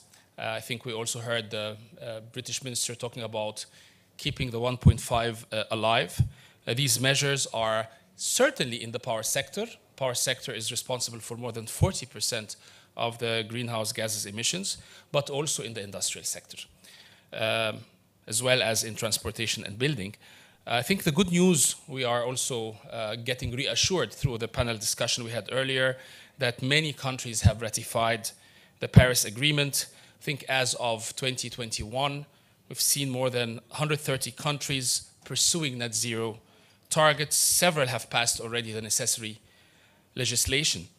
Over 1,200 companies, 1,000 cities, 1,000 educational establishments, a lot of our financial institutions are on board. More and more of stakeholders are pledging to take rigorous and immediate action, and the global community has realized the need for rapid decarbonization. The question is always how we get from pledging to implementing. How do we reduce the emissions in the hard-to-abate industries, which make already a good quarter of the greenhouse gas emissions in the world? As representing a technology company, I want to say that technology is not the problem. We have the technologies to decarbonize industries, from employing renewable generation and electrolyzers for green hydrogen, all the way to solutions around electrification, automation, and digitalization. We can support various industries by optimizing their energy consumption, and I think there was a big discussion here about energy efficiency, electrifying heat requirements, as well as introducing green hydrogen into industrial processes. To advance decarbonization in the industrial sector, we see two main aspects that they will be very decisive. The first one is the ambitions of governments worldwide, and we have seen also in our earlier discussions the massive expansion in renewable energies, investment which is needed to support that, and equally so in the large expansions of grids and storage, as well as promoting the green hydrogen use and increase its scale and economic feasibility. The second aspect is really about the partnerships, green partnerships of experienced players in the industrial sector. In this rapid changing times, marked by divisiveness and extreme economic headwinds, we believe that experts from respective fields need to pool their resources and create platforms in the spirit of cooperation and implementation. This is why there is no better time for this global initiative that promotes the transition toward clean energy in industrial sector than today. As an alliance, we will develop strategies that encompass efficiency measures as well as renewable solutions. Together and with a growing number of allies, we will contribute to achieving country-specific net zero targets worldwide. This is the pledge. Let's make good on that pledge. Thank you so much, and see you in COP27. Thank you so much to Mr. Amin from Siemens Energy. You may now return back to your chair, as now, as Mr. Amin also already mentioned, we will also witness the video, because unfortunately, Jassim Hussain Thabet, the CEO that will join us, cannot join us in person today in Bali. So we will now hear the video of Jassim Hussain Thabet, please. Your Excellencies, distinguished guests, ladies and gentlemen, I'd like to thank Irina, Siemens Energy, and all the founding partners of the Alliance for Industry Decarbonization for establishing this new important platform. And it gives me great pleasure to confirm TAQA's intention to join you. I would also like to congratulate the government of Indonesia and Irina for hosting and delivering the first investment forum alongside the G20 Energy Ministerial. We all know we need innovative approaches to achieve net zero by the middle of this century. No single company or sector can get there alone. Only by harnessing the power of partnerships can we unlock our collective innovation potential. Here in the United Arab Emirates, TAQA is working closely with partners across the industrial sector to advance the decarbonization agenda, including in hard-to-decarbonize sectors. As one of the largest utility players in the Middle East and North Africa, we recognize our responsibility to collaborate to reduce industry emissions. And we know electrification can play an important role. IRENA's own World Energy Transition Outlook highlights the importance of clean electricity to achieving net zero. And we are taking meaningful steps to play our part. We are working closely with Abu Dhabi National Oil Company to decarbonize their offshore operations and to lower their carbon intensity of their production. This involves installing new high-voltage subsea cables to their offshore platforms, connecting them to clean electricity from the Abu Dhabi grid. Beyond power, we also see green hydrogen as a crucial enabler for industry decarbonization. We are working with industry partners in the UAE, using our know-how to help them decarbonize. We are exploring the opportunities for green hydrogen production and use, with Abu Dhabi ports looking to produce green ammonia, and with Emirates Steel to enable production of the region's first green steel. These examples are only the tip of the iceberg. It is vital that the industry community can count on the energy sector for the support in co-developing feasible and pragmatic pathways to net zero by 2050. I hope that through this new platform, we can share our experiences and learn from one another to accelerate the pace of change. The world urgently needs us to act. Thank you, and once again, congratulations.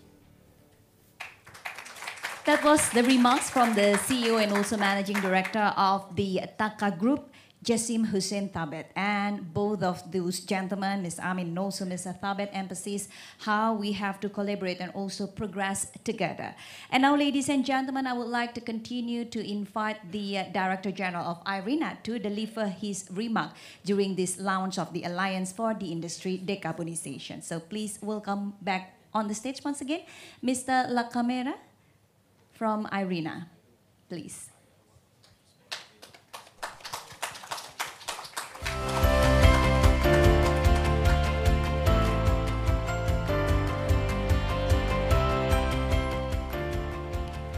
I hope you don't get tired of me.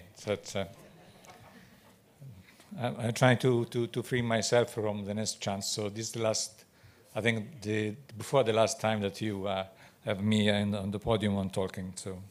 So sorry to be too present, but I think it was important for me to be part of this celebration of this launch that, as has been said, has a critical importance on the contribution of the industry world to the decarbonization and to the achievement of the Paris Agreement goal. So IRENA, with our partners, have been in discussion about our common vision for a decarbonized and sustainable future and to meet the Paris Agreement goals.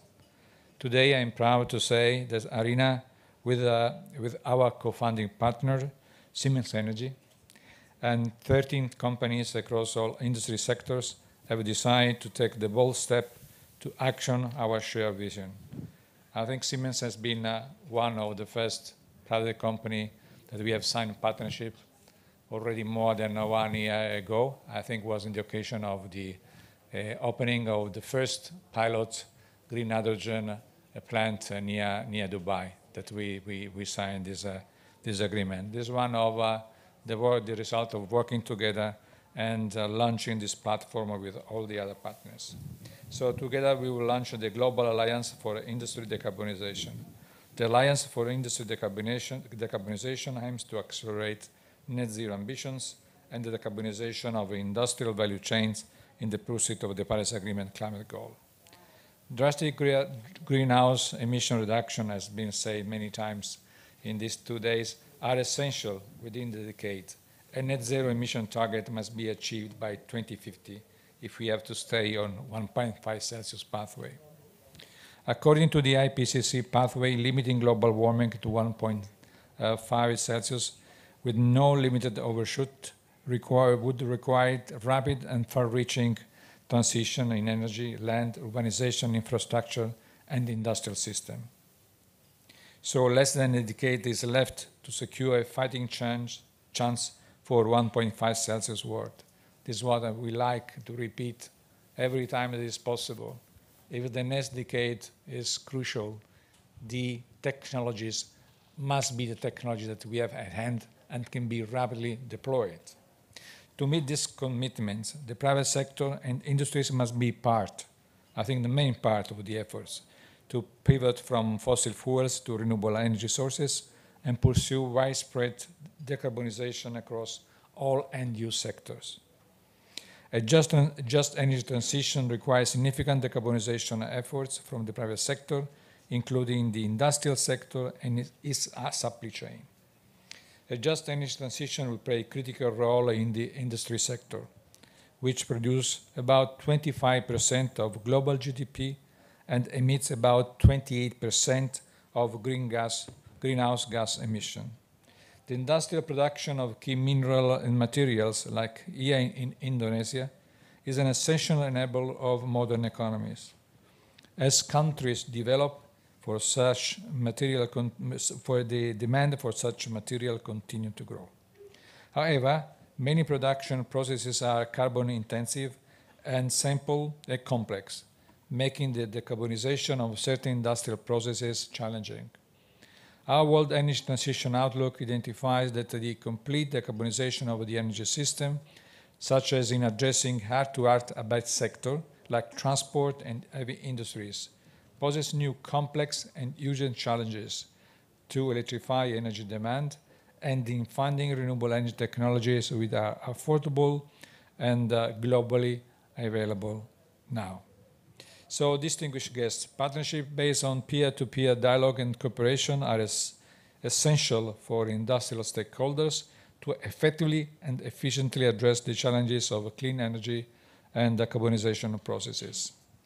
The Alliance for Industry Decarbonization as a multi-stakeholder platform enabling such exchange and collaboration across different industries that can and shall accelerate global climate action.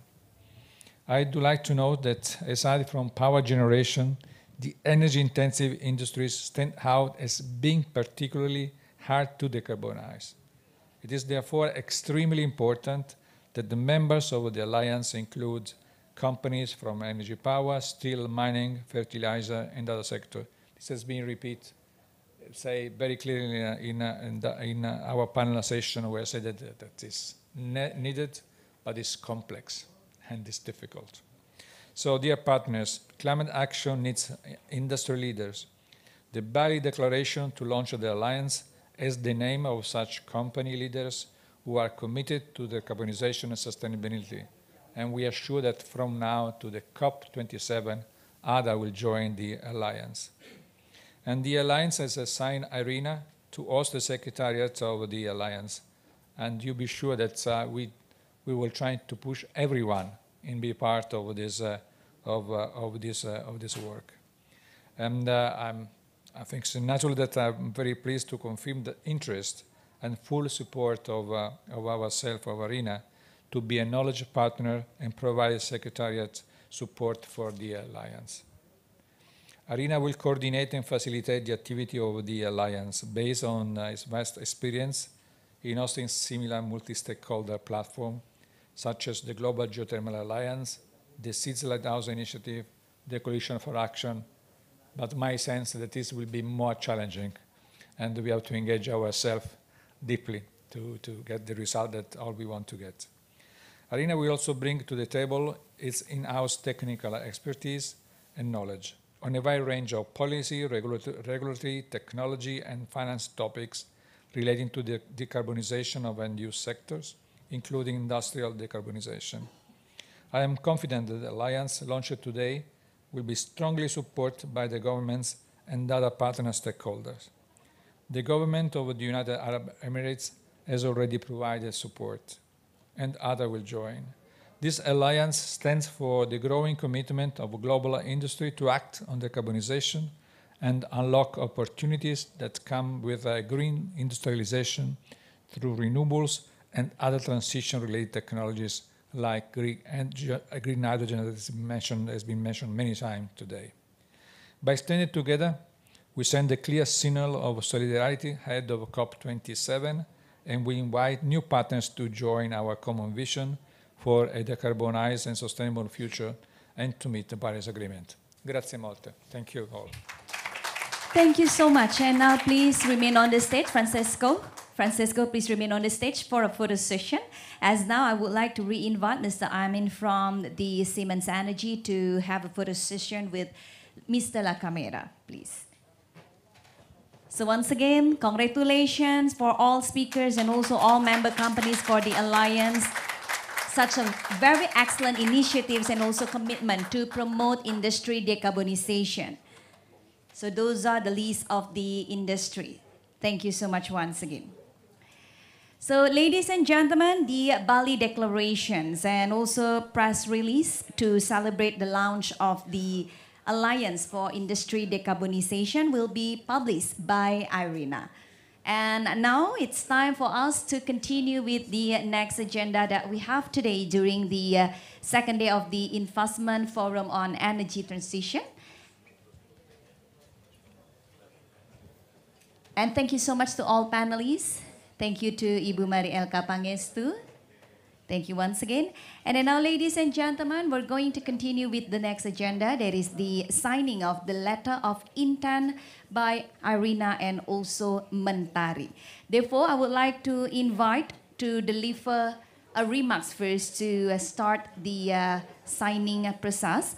The Director of Project Facilitations and also Support of IRENA, Ahmed Badr. Mr. Badr, it's time for you to deliver your remarks first before we witness together the signing procession later on with Mentari. Please.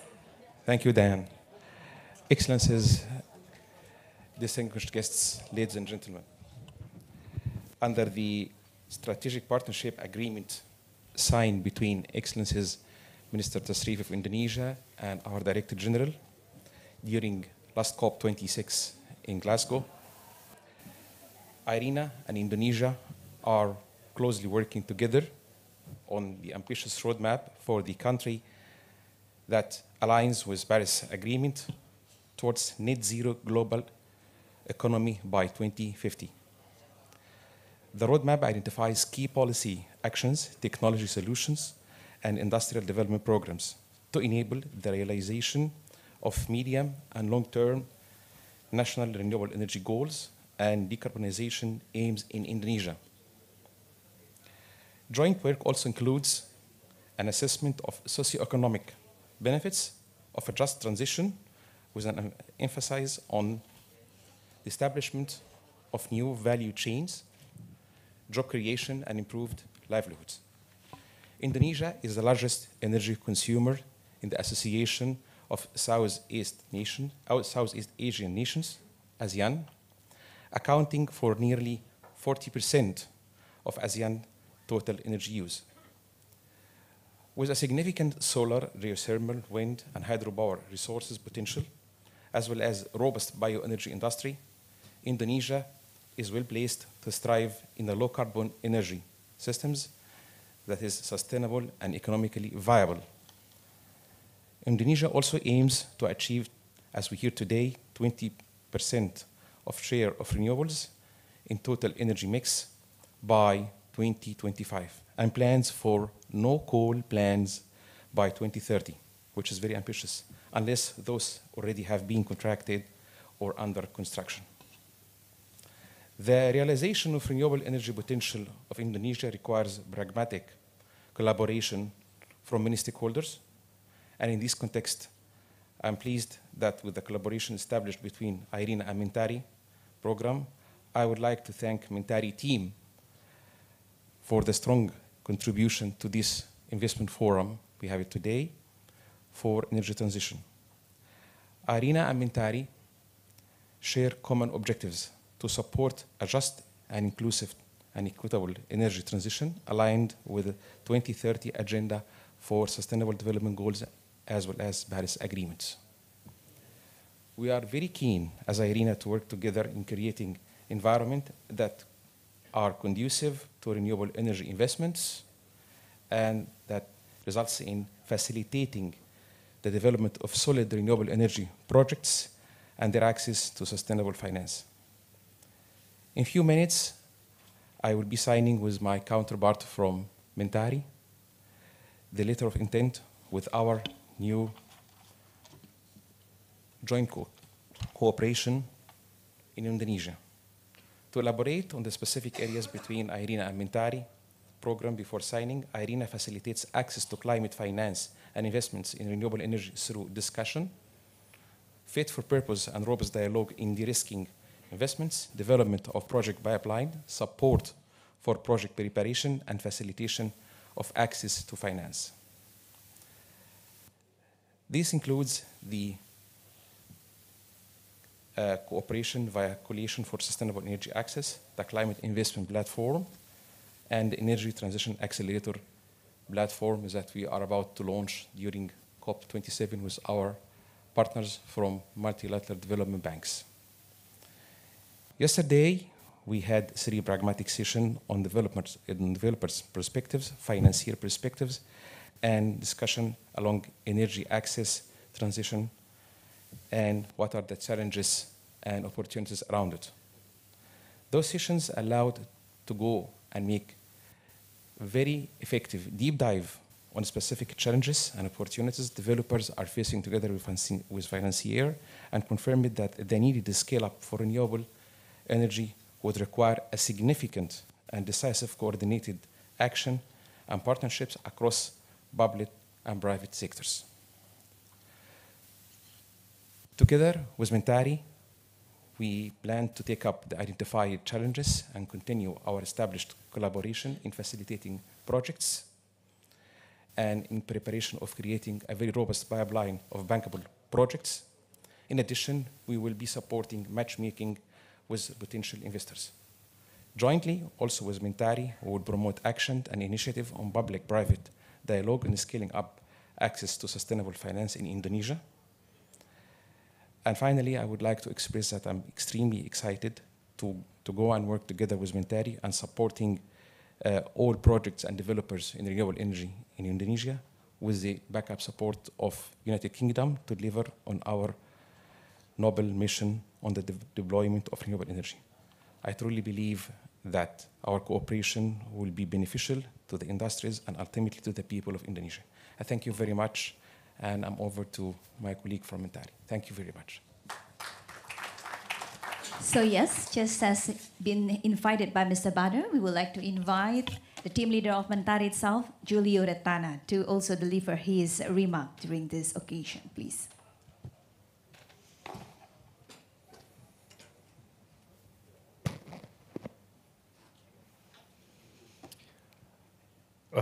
Good morning, everybody, distinguished guests. Thank you very much for being here. My name is Julio Retana. I'm the team leader for the Mentari program. Mentari is a program funded by the UK Corporation together with the Ministry of Energy and Mineral Resources of the Government of Indonesia. We're very much focused on Indonesia's energy transition, and we work through 4 main strands: brokerage, policy and regulation, demonstration project, and capacity building. Mentari is delivered through a consortium of several companies, Palladium International, Castle Rock Consulting, and Hivos, along with other collaborations. And this is the main point of what we're having here today. We realize that these cooperations basically solve an issue or a problem that most programs and projects have. It's that we have an initial and an end date. And all projects, even though they're really good, must eventually end. So from the inception of Mentari, we're always thinking about what is going to be our legacy. And the problem, or basically the natural solution that we realized, is that cooperation with not only the government and also key stakeholders, but also other donors, will basically ensure that the man hours that we're putting into our activities and our deliverables will be able to either be replicated or be taken by these other stakeholders, other organizations, and be able to deliver this over the long term. I mean, we're talking about net zero emissions 2050, 2060. Mentari is a 4 or 5 year program. So we want to make sure that the work that we're putting in will actually be able to benefit and other people will be able to reap the benefits of these activities. Beyond that, we're very happy to be doing this with IRENA. We appreciate the work that you've done, obviously internationally as well as in Indonesia, and also the plans that you have for Indonesia for the future. So this is, again, a natural partnership, and we hope to be able to collaborate as much as possible in the areas that you already mentioned, Pa Ahmed. During this whole G20 and this investment forum for IRENA, we've heard over and over again how cooperation is key to develop, basically, to deliver energy transition for Indonesia. So we're doing our part. We realize that this is not a zero-sum game, and we basically are happy to be able to collaborate with as many other organizations as possible. We're doing this today with IRENA. We have a signing agreement with SMI in a few minutes. We've done this also with other donors, with GIZ, we've done it with SECO, and we basically want to take the work that we've done and bring it out there and make sure that that is useful for all the stakeholders. And so we can collaborate with our little piece of sand to the whole major energy transition of the country. So having said that, thank you very much for being here. Really looking forward now, the real work begins. So thank you very much. Thank you so much. And the real work begins now by witnessing the signing process. So please just proceed to the chair, to Julio Retana and also Ahmed Badr. We're going to witness the procession, the signing processions of the letter of intent, and witness on the stage directly by Francisco.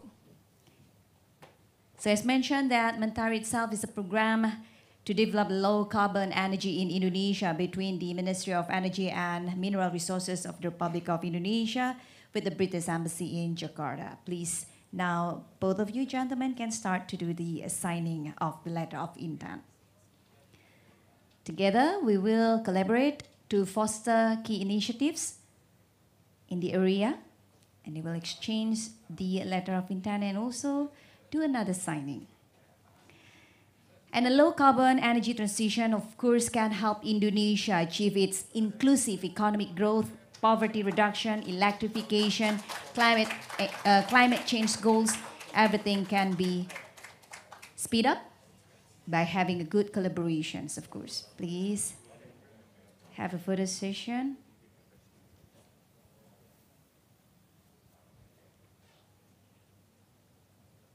Another applause, please, ladies and gentlemen, to congratulate the signing process of the letter of intent between IRENA and also Mentari. Thank you so much. You may now return back to your chair.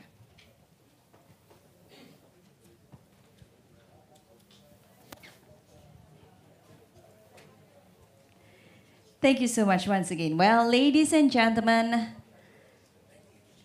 we still have another agenda. Don't forget that we have the second panel session as well for the forum today.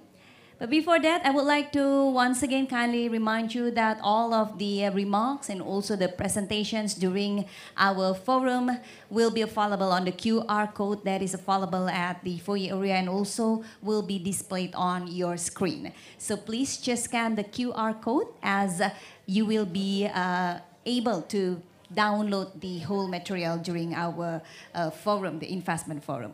And ladies and gentlemen, as I also mentioned earlier, we will not have any special time or allocated session for the coffee or tea time break. So for those of you who are joining this event in person in Nusa Dua, Bali, if you'd like to enjoy your coffee or tea, you can just go to the foyer area. You can take or bring the coffee or tea inside the room while we will continue with the next proceedings of the event. So ladies and gentlemen, we are preparing ourselves to start the second panel session, which will focus also on the Southeast Asia or the ASEAN. With the size of the Southeast Asia that equivalent to almost 10% of the world populations, of course it makes the 5th largest global economy. Clean energy will be a critical factor in shaping the region's development. And thus, Our topic for the second panel session will be about creating enabling frameworks conducive to energy transition investment in the Southeast Asia. So this session will discuss enabling frameworks that drive the investment needed for sustainable energy transitions. There will be scene-setting presentations by Irina about the comprehensive policy framework needed for the energy transitions. And then our discussion will be followed by the panel session. You are welcome to raise questions later on during the panel session.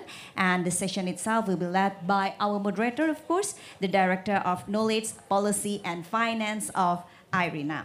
So let me please introduce the moderator of our second panel session. As the Director of Knowledge, Policy and also Finance Center, or the KPFC, Dr. Rabia Faruqi oversees the agency's work on a range of renewable energy policy issues, including design, socio-economic benefits, and integrated resource management. Dr. Faruqi joined IRENA in 2011 and has over 20 years of experiences in the fields of energy, development, and environment. So, ladies and gentlemen, she worked both in public and also private sectors with a long journey of experiences, 20 years in private and also governmental sectors in the Middle East and also North Africa, energy companies in the Mediterranean region, and also the GCC and international institutions. She will lead the second panel session. So without further ado, ladies and gentlemen, please welcome, as she's very enthusiastic and very ready to chair the second session. This is Rabia Faruqi. The stage is yours. Thank you. Thank you so much. I decided not to do a presentation given that we have just 1 hour and 15 minutes. I will just say a few things to set the scene. So I may maybe ask the panelists to come on stage. And I will introduce you as you speak very shortly, just in the interest of time. Yeah, please go ahead in the way you want to sit. So one person will be virtual from UNDP, and the rest, as you see, we have 1 hour and 15 minutes and a large panel of distinguished speakers. We're still missing 2. Hi.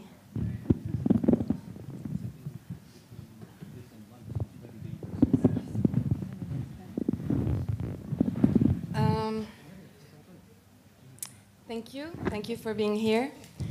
So, two slides I'm going to show. The first one is relates to the presentation that was done by my colleague this morning, Dolph Gillen, which shows the energy transition pathway for the energy system to align with 1.5 degrees. What we do at IRENA is translate the technology pathway into socioeconomic variables. We've been doing that for quite a few years, looking at the energy transition as a systemic endeavor, let's say.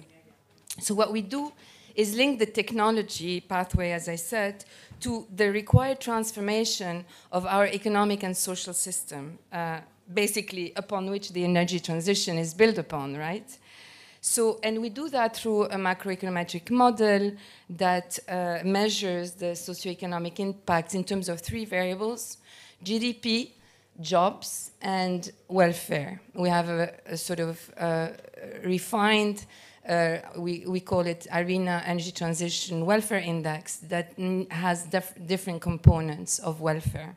And that goes obviously beyond GDP in trying to evaluate what the energy transition brings to a society and an economy. So I'm not going to go into detail, but this is just to show you that overall, globally, we do have gains both in terms of jobs and in terms of GDP that go above what we would get if we would just go through the planned energy transition. So very briefly, whether it's in terms of economy-wide employment or energy transition-related employment, we have gains globally. In terms of energy transition related jobs, these are jobs in renewables, in energy efficiency, and grid enhancement.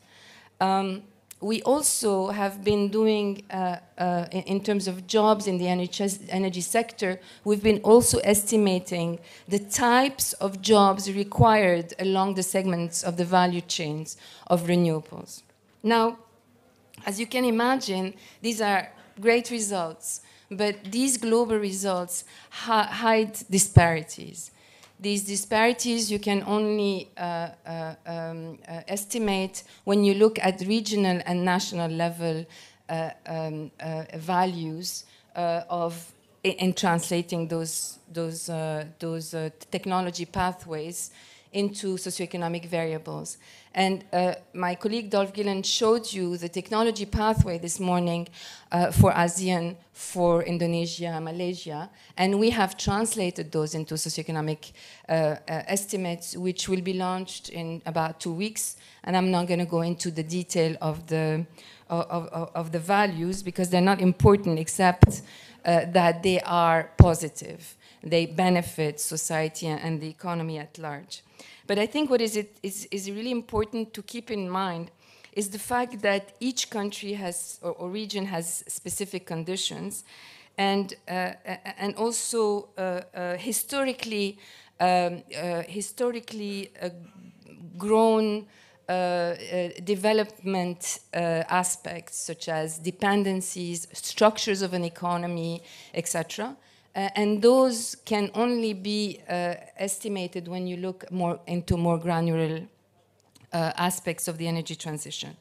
So now, this is all nice and good. The socioeconomic benefits overall are positive. There are differences, of course, between regions and countries, depending on again, on the conditions of those countries, the economic and social conditions. But I think that we often speak about policies, deployment policies, maybe some enabling policies that are required in terms of visions and targets for the energy transition.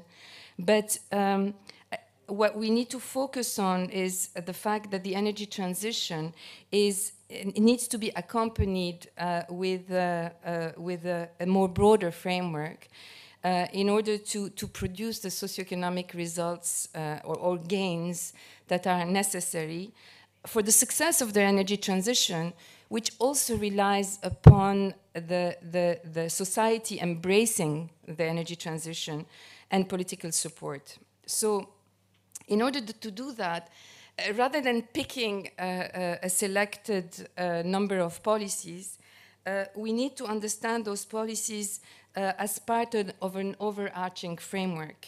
As was mentioned actually this morning by the distinguished representative from the World Bank. And this is what we're trying to do for about a decade now at ARENA. And I must say that the COVID has helped us a lot because somehow the world became aware that there are systemic issues that we're facing, and they cannot be answered just by throwing energy transition related technologies. They are essential, obviously, but there are other aspects that need to accompany that. So you see this illustration, which clearly shows that obviously we need deployment policies. We need we need enabling policies, commitments, targets, visions, etc. We need integrating policies for renewables into the energy system, moving from the old to the new system. And but this is why you have the second part on the slide. We also need to think about the energy sector as embedded in the energy system, in the broader economy, society, and planet. So I think we don't like to talk much about it, but obviously we all know that there are challenges to any change, any structural change in an economy. And the energy sector being as important as it is, obviously the energy transition brings with it certain challenges. And in order to face the challenges from the onset and ensure a success of the energy transitions, we also need what we call structural change and just transition policy, which you see on the right. and that will address the sectoral misalignments which result from the global and the local shift from fossil fuels and will help diversify the economies from the onset. So measures, just very briefly, include industrial policies to form viable supply chains. And such policies, even in this region, have enabled the region to become a manufacturing hub for solar PV, for example, and this is thanks to industrial policy. Education and training policies to create a skilled workforce is required. Labor market measures to provide employment services and social protection programs to help affected workers during that transition. And that's not just coal, but it's also other fossil fuels. So I really look forward to our distinguished panel. I put this slide on so just to have a sort of framework to work around.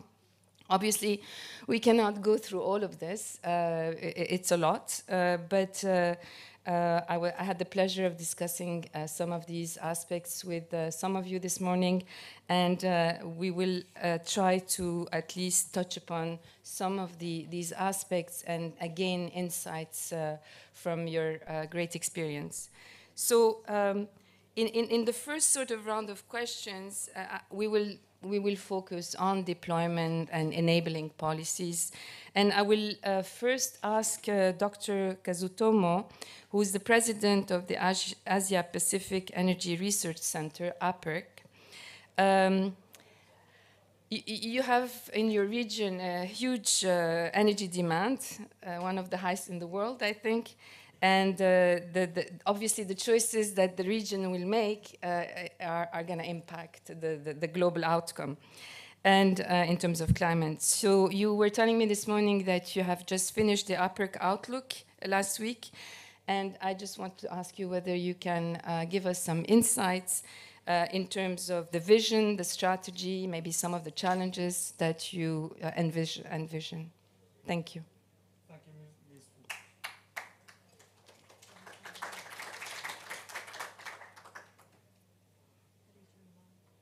Oh.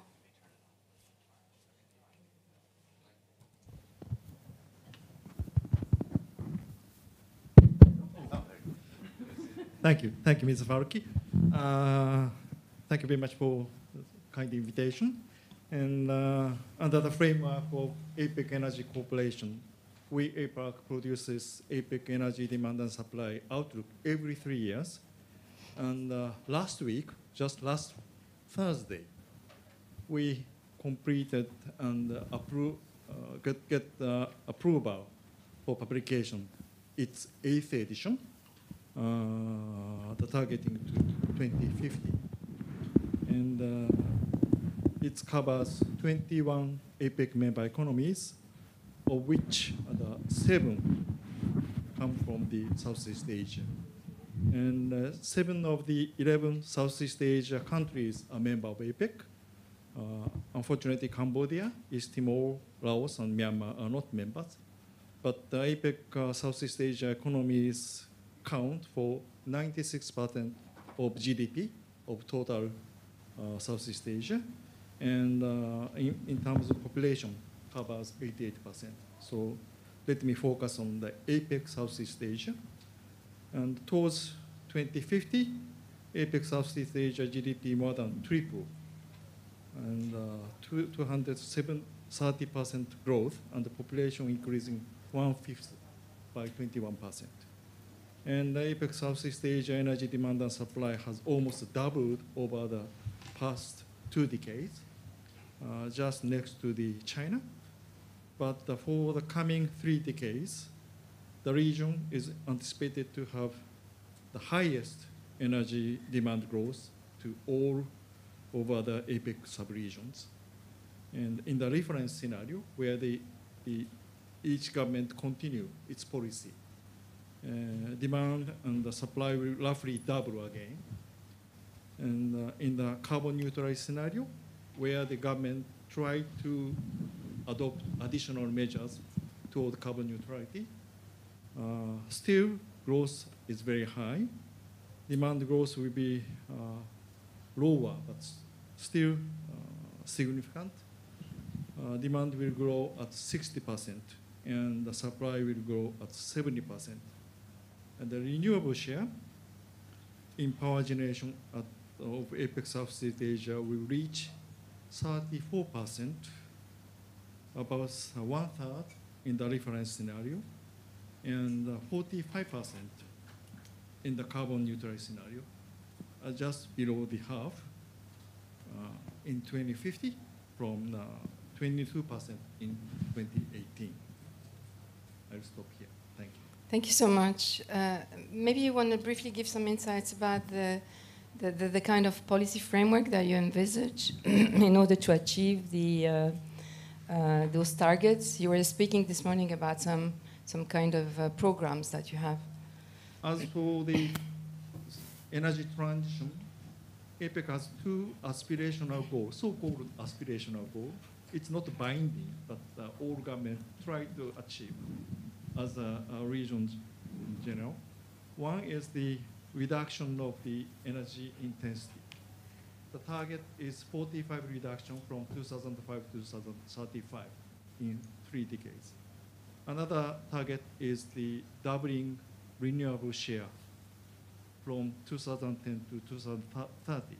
That's echo the United Nations Initiative for Sustainable Energy for All. And according to our projection, both targets will be achieved in advance of the both target years. So now we just, in APEC, we just started how to revise these 2 targets. Because this target is not so ambitious. Yeah, just above the continuation of the trend. So now we have just started, last month we have started how to revise these 2 targets, whether we can pursue more ambitious targets or not. And we have next round this month. Thank you.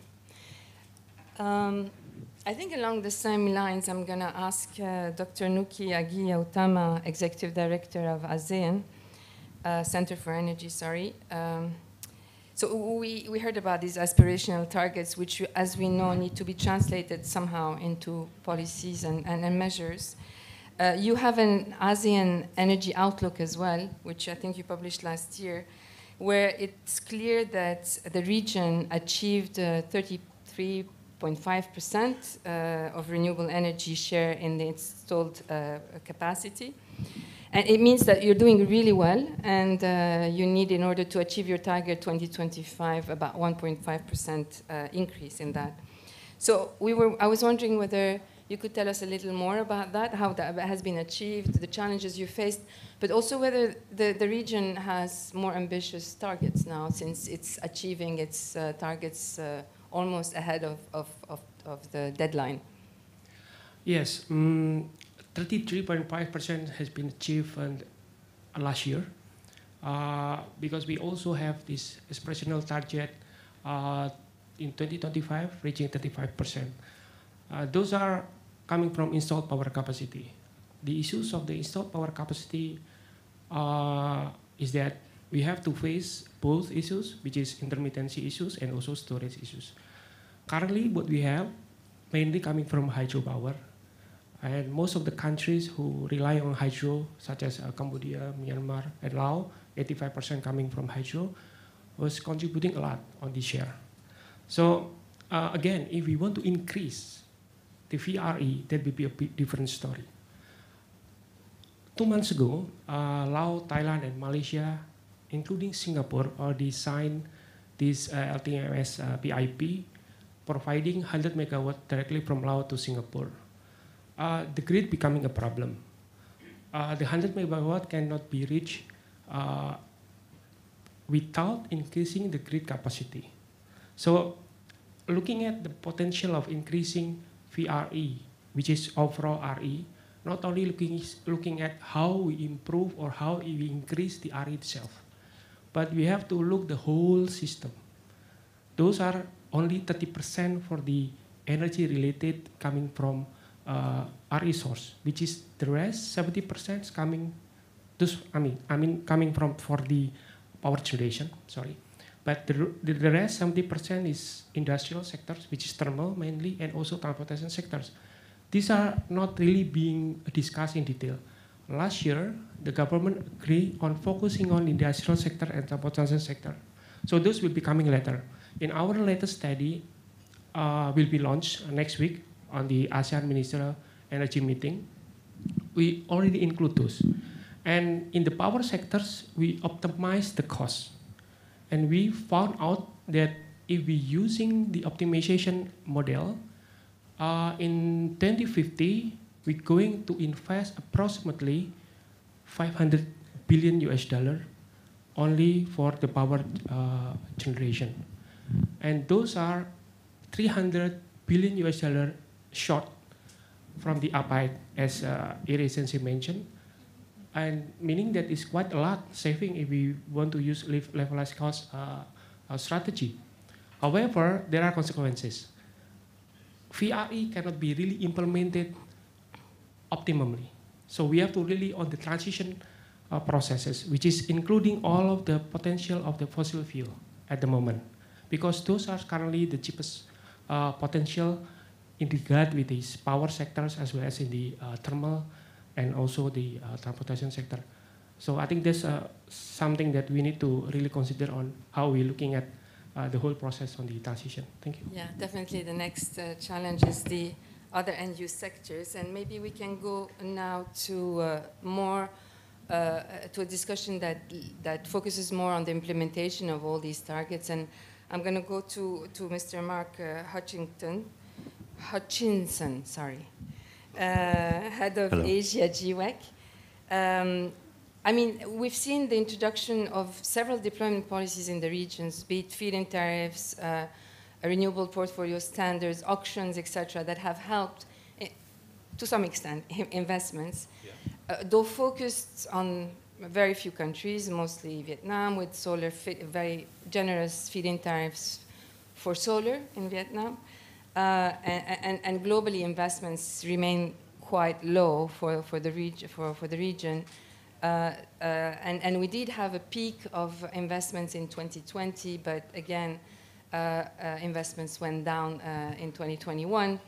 And if you could let us know a little bit about how you think these investments came about. I mean, it's policy, but what else do you see in terms of enabling conditions that has allowed those developments?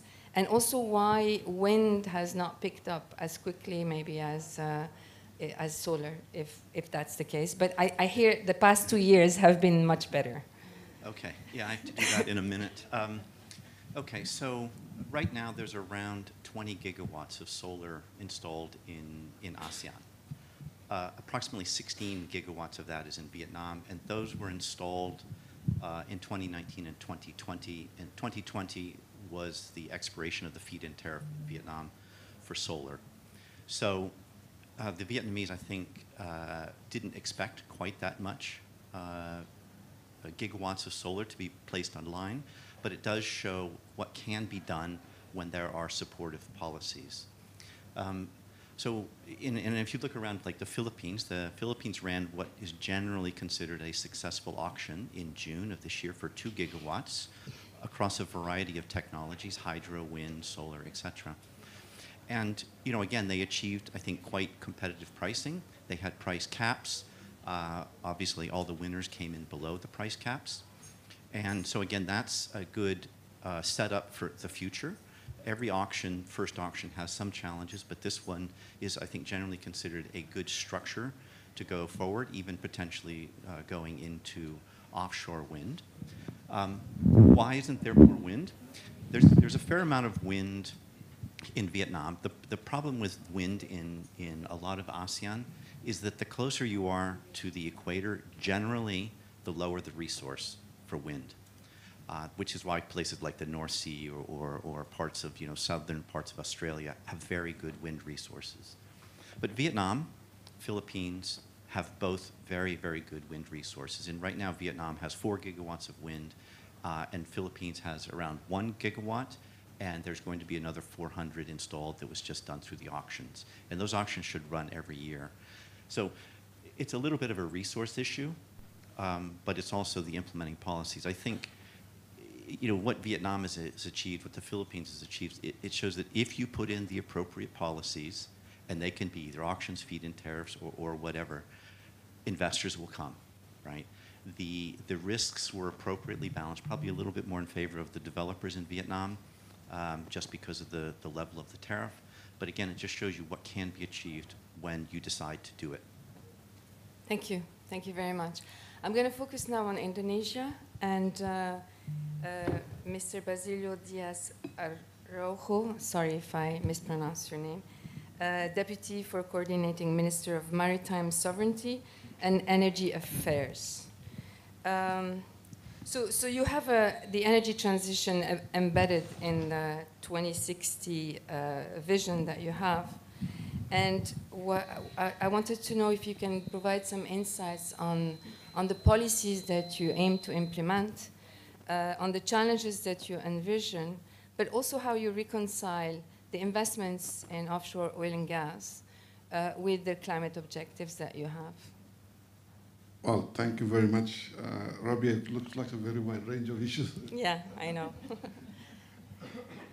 Well, first, maybe I would like to introduce the role of my ministry. My ministry is a coordinating ministry. So in Indonesia, we built up our structure, government structure, whereby we have 4 coordinating ministries. Economic Affairs has 1 ministry, Political Affairs has 1 ministry, Welfare has another ministry, and then on the issue of maritime affairs, we have 1 ministry. And my ministry supervises 7 ministries. So including the mineral affairs, and energy and mineral resources, and then we have environment, transportation, fisheries, investment, and also tourism under our coordination. So this is how we built this organization. And I'm more like a supervisory body, synchronizing body. And also my minister's role is more like the conflicting agency. The conflicting agency or the bottlenecking agency. Because we just realized that sometimes the ministries cannot talk to each other. They are the same level. So who do you think you are? So then they come to us. Sir, please. So then we come in. Yes, sir. No, they respect us and they call us, and so we come. Well, ladies and gentlemen, so we try to deconflict issues. For example, last year I tried to propose 1 regulation, very simple one, in the maritime sector, for example. So just an example. It took me 3 months. I reported to my minister, Pak Luhut, Mr. Panjaitan.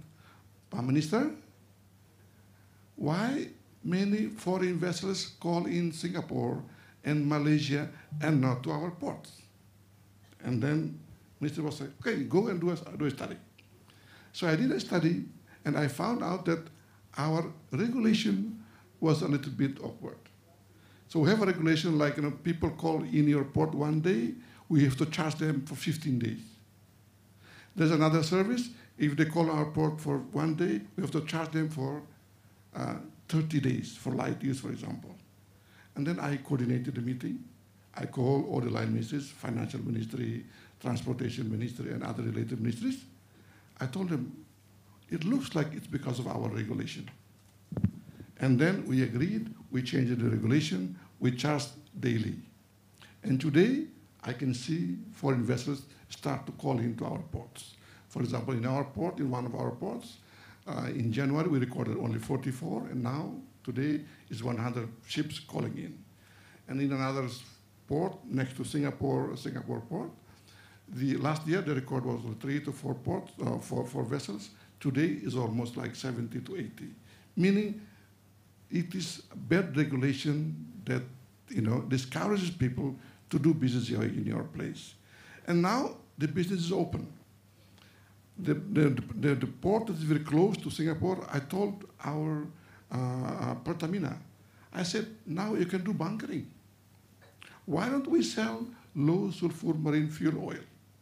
Because that is already a requirement by the International Maritime Organization.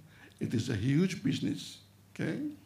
And when I was in COP26 last year, I told the audience, ladies and gentlemen, I have a strait whereby every year I have 130,000 vessels passing through the strait. I have another strait called, it was Malacca Strait, another strait called Sunda Strait. I have about 66 foreign vessels coming through that strait. Lombok Strait, about 33,000. I said, if we sum up all together, it's around 200,000 vessels passing through our waters. And now, if we think about emissions, how many tons of emissions do these vessels contribute to Indonesian emissions? And then what I told my audience at that time is, it looks like my country is not benefiting anything at all from all these 200,000 vessels coming through my waters. And then after the seminar, some of the companies came to me and said, Mr. Basili, we don't want to call to other countries' port. If Indonesia can provide us with the service that we need, one of the services that can Indonesia provide us a green hub? Of course, then of course, I have to talk to Pertamina, I have to talk to PLN, I have to talk to other companies. Because, for example, if people need like shore connection, PLN has to provide a green energy. Okay. If for example, people are asking for low sulfur marine fuel oil, then our national oil company has to provide marine fuel oil. That is still at the central level. And now we're talking about the national, subnational level. We have about 500, more than 500 municipalities or districts and municipalities. Okay. And we have like a decentralization law. Okay. Actually, although we have like more than 500 districts or municipalities, it looks like they're almost independent national, subnational agencies.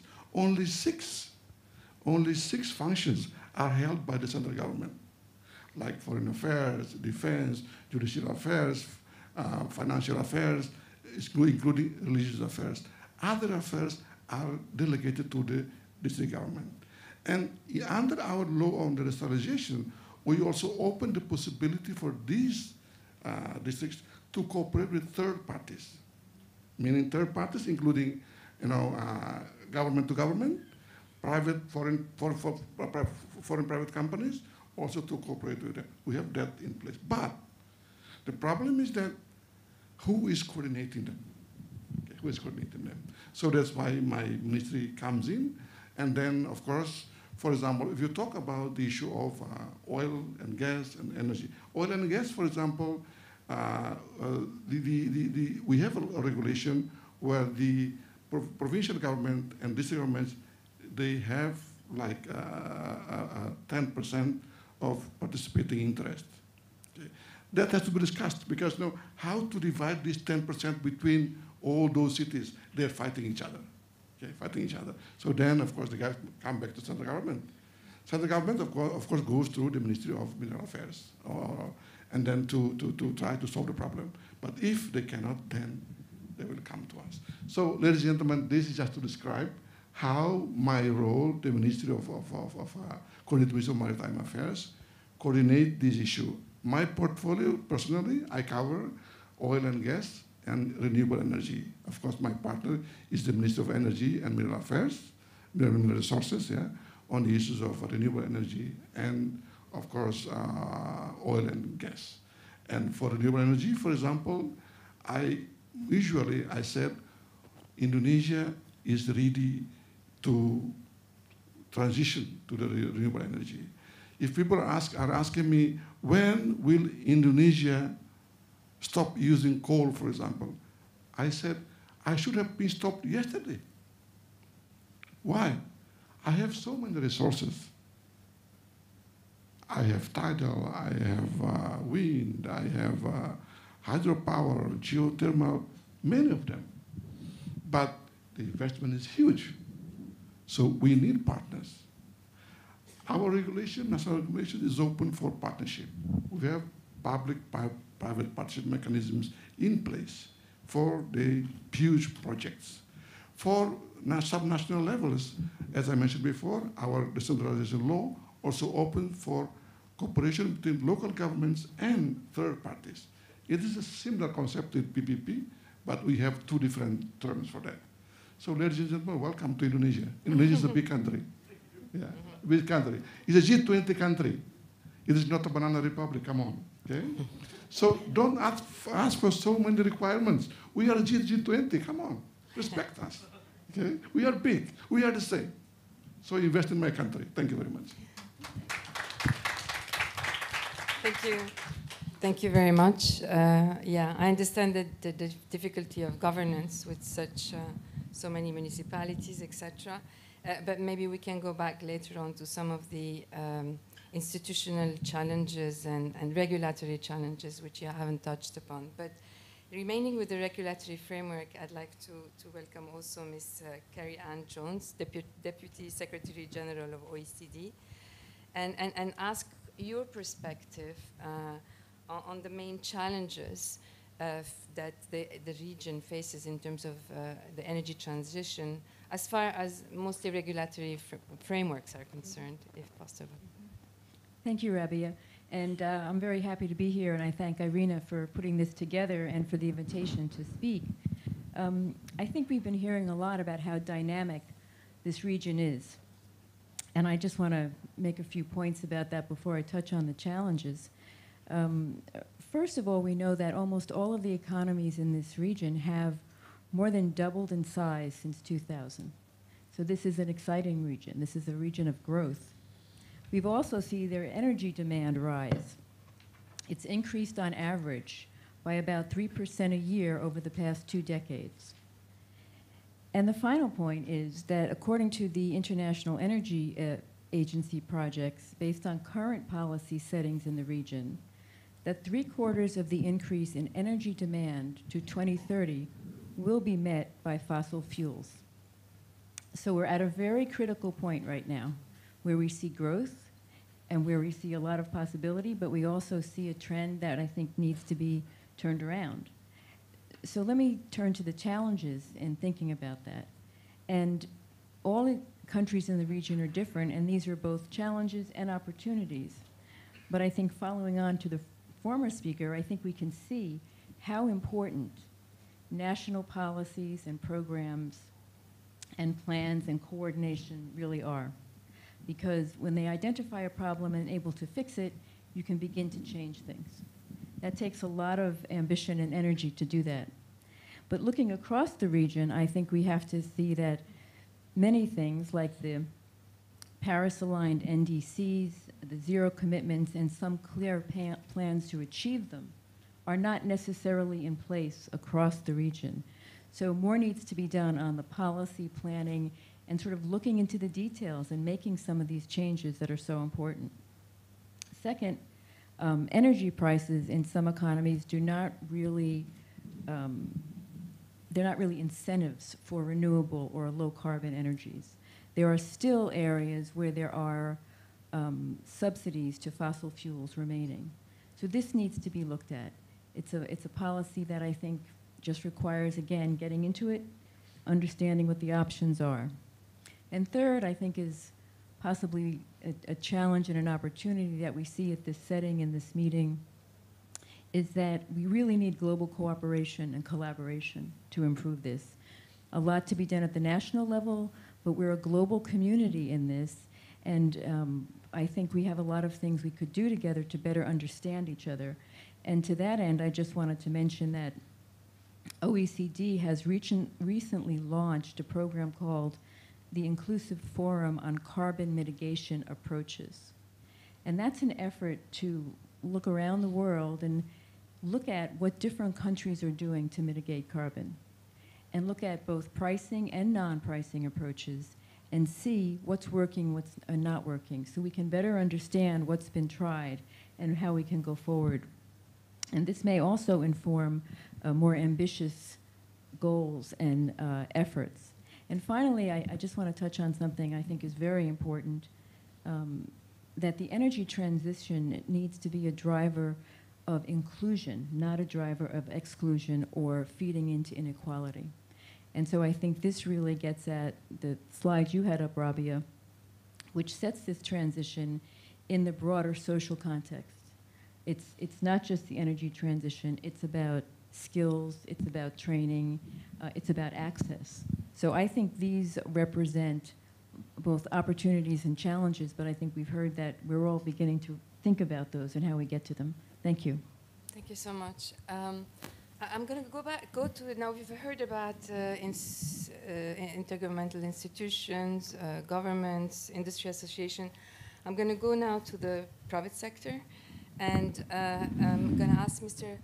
Agung Vikaksono, Deputy Chair of Business 20, Energy Sustainability and Climate Task Force.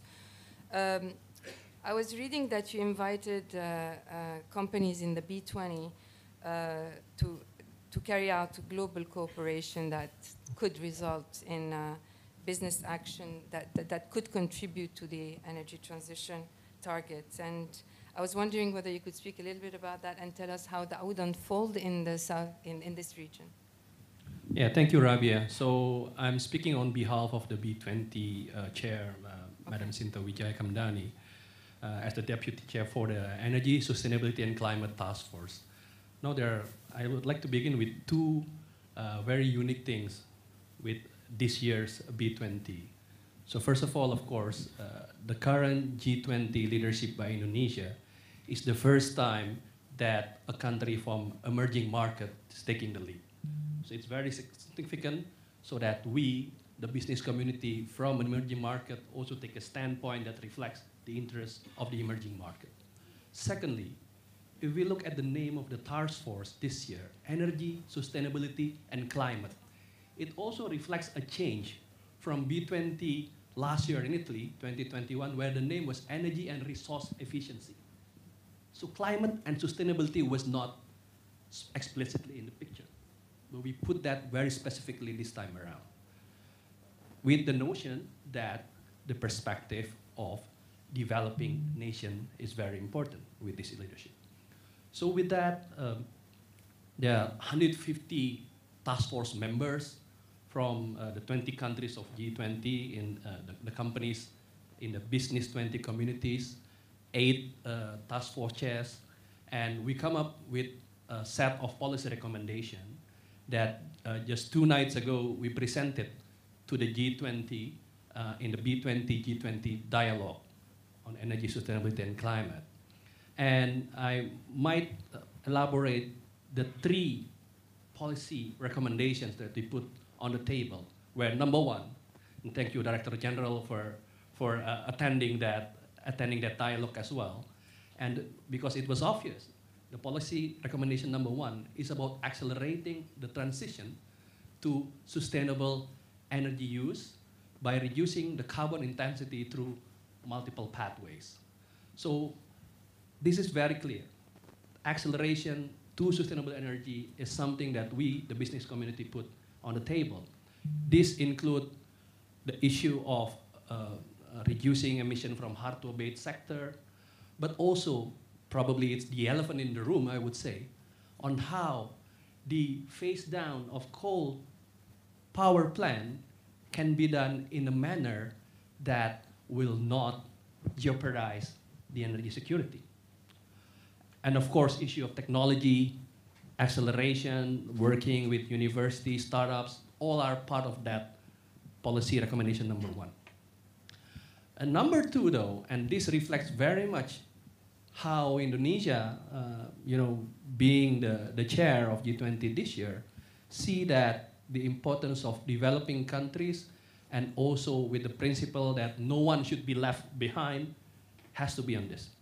So the second policy recommendation talks about ensuring a just, so I like your presentation, you were mentioning about just transition, but in our case it's not just, but it's a just, orderly, and affordable transition. Because, well, using the word of our finance minister, if nobody gonna pay it, then nobody gonna do it. And as business people, that is also a principle that we adhere to. So I believe IRENA, other institutions, certainly play an important role in providing a mechanism how to make sure that this transition can achieve this just, orderly, and affordable. we want micro and small, medium enterprises not to be left behind, for example, on this. And the third recommendation, it is about ensuring the consumer level access to clean and modern energy. Because at the end of the day, it is the people that we need to have to ensure that they got the energy they need. And obviously, we want to have this clean energy. But the recent event unfolding in the world show that sometime, I would say that is a one step back for two steps forward. Adjustment is necessary. Some developing countries might be a temporary situation, is being forced to, again, consume energy that is not so clean, due to the geopolitical situation. And I'm telling you, this is part of the big debate happening in the task force discussion we have. So obviously, ensuring energy transition and energy security is a very important element on this. So we, the business community, come up with those policy recommendations. But what differentiates us from business community, and thanks to Irina also with the investment forum we had, I think this is the third one we had with Irina. The third, and we come up not just the policy, but also the business action. So those forum has yielded business collaboration between companies. Just like 2 days ago, Pertamina signed 4 agreements with companies from the Netherlands, from Japan, and 2 companies from Indonesia. My company, the largest industrial estate developer in Indonesia, is among that, on how to decarbonize industrial estate, for example. Because industrial cluster is obviously a big contributor to carbon emission. So with that, we, the B20, focus on policy recommendation and also implementing business action to make this happen. Thank you. Thank you very much. This is very interesting, and I'll get back to you. I have a question for you in the second round. I'll go quickly to Mr. Christophe Bahuet, Deputy Regional Director for Asia and Pacific at UNDP, who joins us virtually. Thank you for being with us.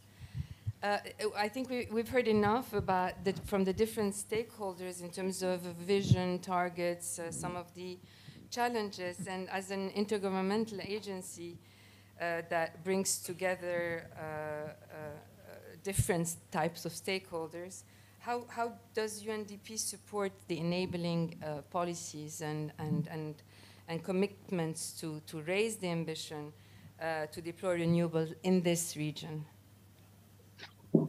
Thank you, Dr. Farouki, and delighted to join you from the UNDP regional office in Bangkok. Hope you can hear me. And delighted to be a member of this panel. To answer your question quickly, as you said, let me just say UNDP focus is on the nationally determined contribution. And the reason for this is that energy transition policies and climate policies more broadly are all anchored in those nationally determined contributions, which are countries' commitment to implement the Paris Agreement. And UNDP has a special initiative which we call the Climate Promise, which aims at making sure with the governments that the nationally determined contributions are all-encompassing and have a high level of ambition. Now, I think what is encouraging to note is that in the 120 countries that are working with us on this Climate Promise, and that includes many Southeast Asian nations, Asean nations, the NDC includes specific segments that are energy-related, energy policies, energy targets, including renewable, which is very very encouraging. Now, under the NDC, you need also to work on the implementation, or I would say implementability of specific policies, and that's also part of UNDP work in countries. And since I am, so to speak, in Indonesia, let me give a very good example that we have in Indonesia, where UNDP works with the government partners on MRV readiness, measurement, reporting, and verification, for carbon pricing policy, because that will secure that the implementation of the policy actually takes place smoothly. So that's, an important policy work of UNDP. Let me mention another one, again, at the policy level, which is fossil fuel subsidy reform. And it's very clear to us, and UNDP has been very vocal about it, that fossil fuel subsidies distort the market from an economic point of view, but they also a major roadblock to energy transition, to clean energy, and therefore they need to be dismantled. But they need to be dismantled in a way that is socially smart, in a way that, does not hurt primarily the poorest segments of the population. And therefore, you mentioned framework earlier in your introduction. That's why UNDP is working on a framework for sound fossil fuel subsidy reform that, we will embark on with a number of countries. I would also say that, while policy work is essential and very much part of UNDP focus, it needs to be combined with other dimensions. And Bapak Basilio mentioned partnerships, and I think partnership is important, partly with the private sector. And that's really a key dimension of UNDP work. And again, to give an example from Indonesia, we were very happy last July that we signed an agreement with the Indonesian Chamber of Commerce, Kaidin, to basically encourage Kaidin members to move towards energy, clean energy and energy transition. And we also have a specific collaboration between UNDP, Kaidin, and IRENA to support companies in decarbonizing their production process. So that would be tangible contribution. And I think the third level dimension that we have to bear in mind is actually project level, concrete implementation. And that's why UNDP in ASEAN, but also in Asia Pacific more broadly, has a very large portfolio of projects that contributes to carbon emission reduction to the tune of 2.3 million tons at this point in time, including some innovative approaches, payment for result, for instance, that actually incentivize private sector. So I think the support needs to address policies and be combined with other dimensions that I mentioned. And let me just say, it's very clear to us that I think greenhouse gases emissions are actually the largest, comes largely from the energy sector, and there will be no effective climate action if we are not able to steer energy transition in the ASEAN countries and in the world globally. So that's a top priority for UNDP, and I hope for all of us. Thank you. Thank you for your insights and for mentioning IRENA. As many of you know, we've been very involved in the work on NDCs, supporting at least 70 countries, I think, in the enhancement of their NDCs. Going back to a point that Mr. Agung Wicaksono has made about the developing countries' perspective, I think the second round of question is going to be about that. Going to be about supply chains, about local value creation, about jobs, etc. And I'll go to Mark Hutchinson to ask him what you think the potential for localization is in the region, as was the case maybe for solar in terms of the solar hub that was created, and what needs to be done to support such a development. Okay. By the way, IRENA has 3 very good reports, which I believe are about to be updated, looking at job creation. So in general, 1 megawatt hour of energy produced by solar wind is creating more jobs than the same from coal or gas, and I'm talking the whole value chain. The reason that this can be is effectively the fuel is free, okay? Solar and wind also use more copper, more nickel on a per megawatt hour basis as well. So what you see also, in addition to the greater number of jobs, is they tend to be more local. If you think about all the installers of rooftop solar, when you create a megawatt of that, you need more jobs than if you build a 600 megawatt gas turbine, okay? So what you're seeing is you see more localization of jobs possible throughout the supply chain for wind and solar. And not every country is going to have a car manufacturing plant, right? Not every country is going to have a wind turbine manufacturing plant. But a lot of the aspects of the value chain for both solar and wind can be localized, and they will be. I think the key thing to look for is the predictability, because the manufacturers and the developers are not going to go into a country, build a new factory if they don't see a pipeline. Again, it's the same thing for the domestic industry, say the domestic steel industry in a country.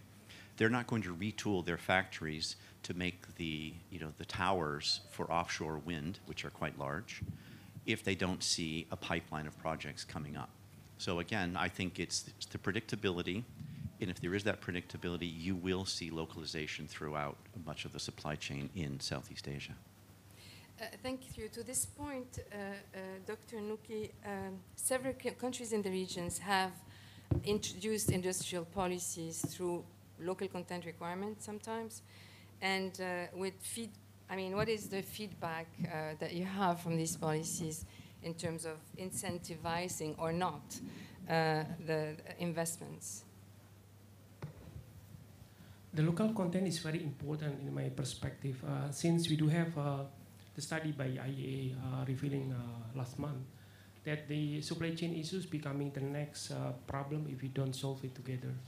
So by localizing the content of the materials, we'll be increasing the potential for countries who relying on the VRE or RE coming from one single country. As we all know, currently we rely the wafers coming from China 96%, which is very difficult if we're going to go to that direction.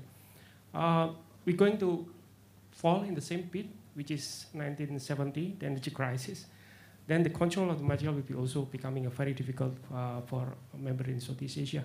So localizing the content is important, and of course, by that we need to have certainly the capacity building, technology introduction, and for sure, one of the most important things that we haven't discussed since morning is the human resources.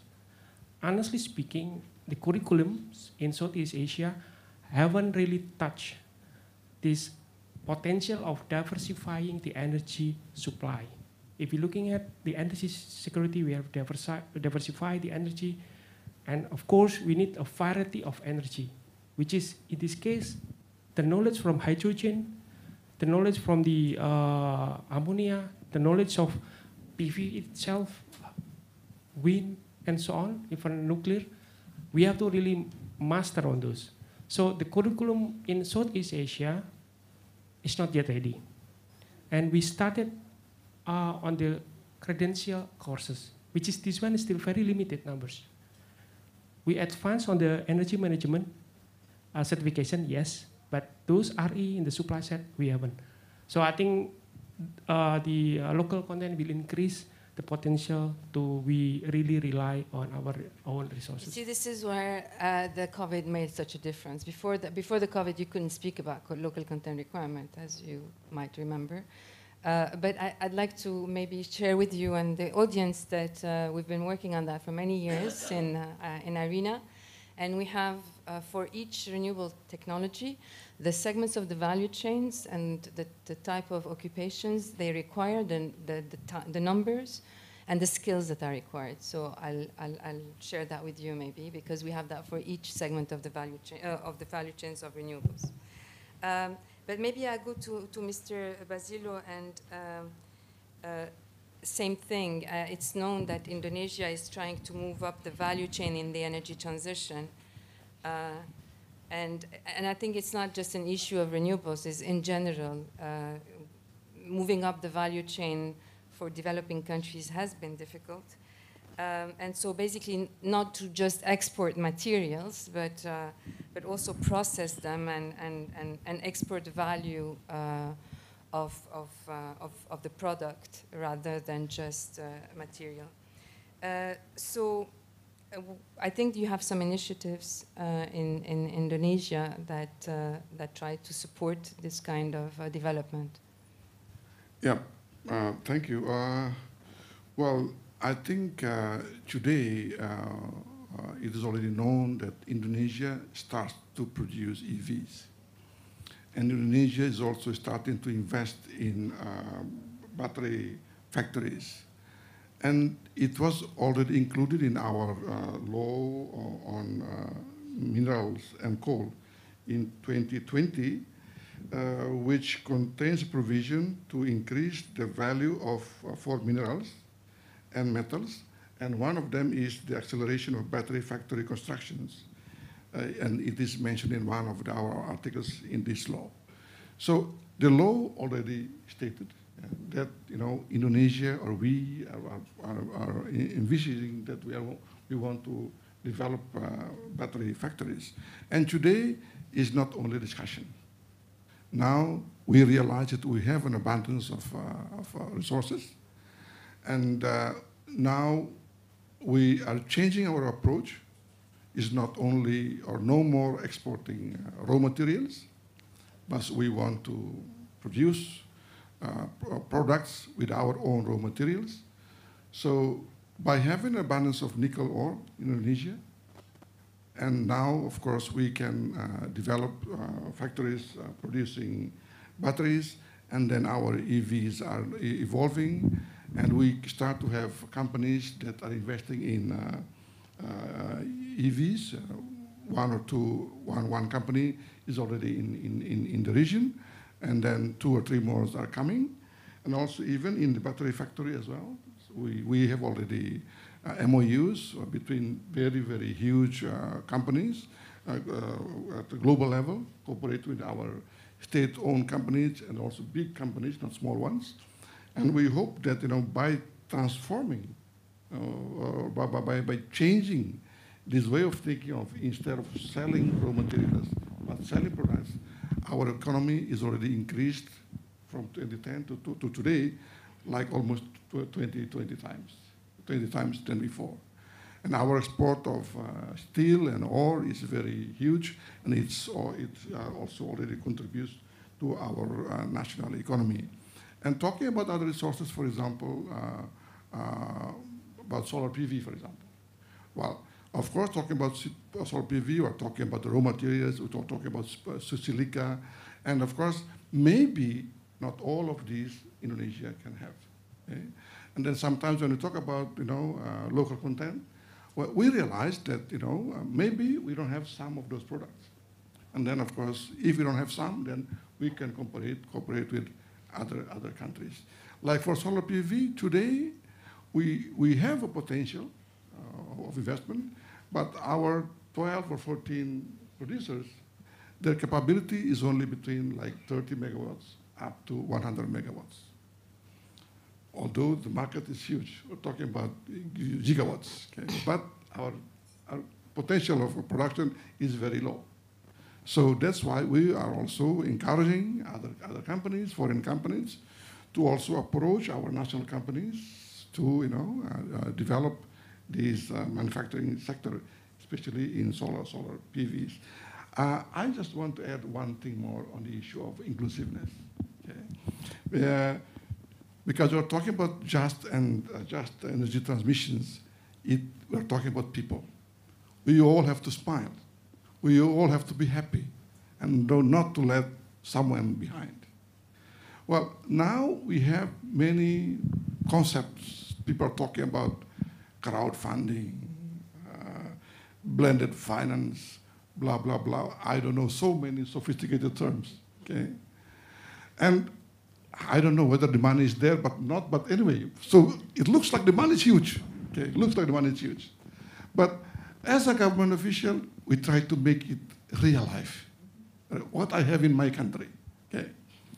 So now I'm introducing one concept of inclusiveness in the production of energy in biomass. We realize that the government has climate fund, environmental fund managed by the Ministry of Finance. And we ask, what is this money used for? Well, we are smiling to each other, talking with each other. And then we have also other ministries that they have the concept of transmigration. The concept of transmigration is the government is having a plan to build the city in 10, 50 to 100 years to come. And we try to mobilize people to certain areas. Okay. What this concept has is that we mobilize people, and then we give them 2 years of allowance. But then after 2 years, we hope that they are already self-sustained, and then we leave them alone. And then now when they talk about biomass, when people talk about biomass, usually, well, we will invite big companies to invest in plantation. Well, if we invite the people to invest in plantation, we are creating jobs. The concept that we are introducing is not creating jobs. We are creating small investors. Why? We are creating inclusiveness. So we have this potential of transmigration. We have like one area in West Nusa Tenggara called Ponu area, where we have like 40,000 households there. So every household, we give them a land right of 2 hectares. So meaning we already have 80,000 hectares.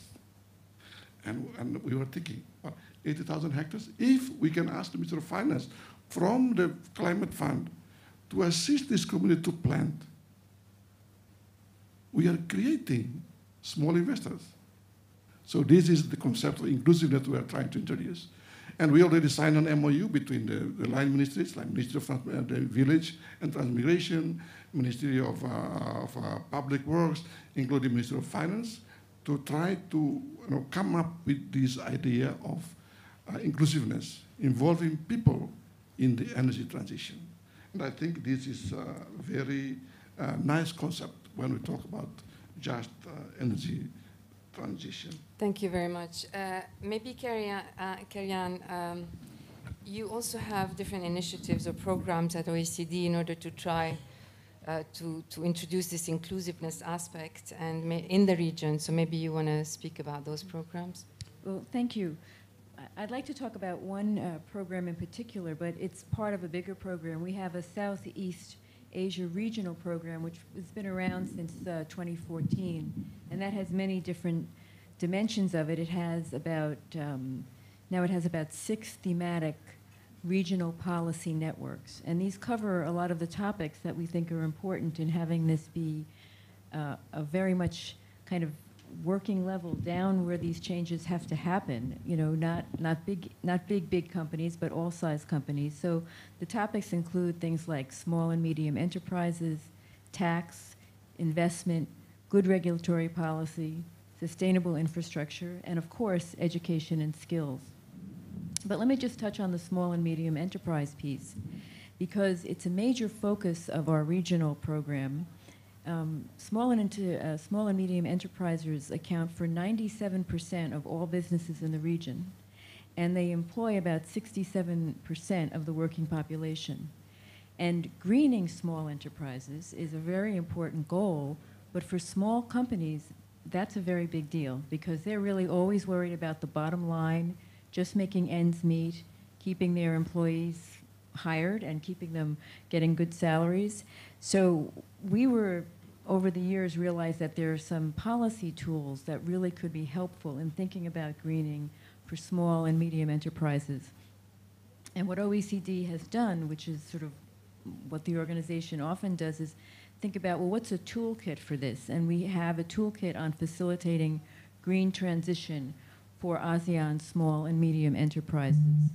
And how this might work is, for example, it sort of has examples and advice on how governments can support access to green finance and the development of green markets through green public procurement and tax and duty privileges. It also takes a look at something else we've heard about already on this panel, and that is environmental regulations. How are these helping or hurting small and medium enterprises move along a green path? So there's advice in this toolkit about how to simplify regulatory requirements for SMEs, and also offer regulatory incentives and sector-specific strategies for compliance. So I think in terms of what we've been talking about, it's about this spectrum of sizes and inclusiveness that we must deal with in this greening process, but there are policies that affect all sizes, and I think we need to work there to ensure that everyone is involved in the greening. I think that will make it far more successful. Thank you. Thank you very much. Maybe along the same lines, I'll go to Dr. Kazutomo. What do you think advanced economies can bring to the region in terms of support for the energy transition? We have several programs, and one is as for the bioenergy. This year, Thailand is the host of APEC Summit, and their topic is BCG economy. The BCG stands for Bio, Circular, Green, starting from the bioenergy. So they want to promote bioenergy, this time not the big plantation, energy plantation. Of course, including energy crops, but also, agricultural waste, and also city waste, urban waste. So I'm considering to promote this idea. Maybe next year, the second half next year, APEC may consider to host the APEC symposia on the bioenergy to promote APEC region.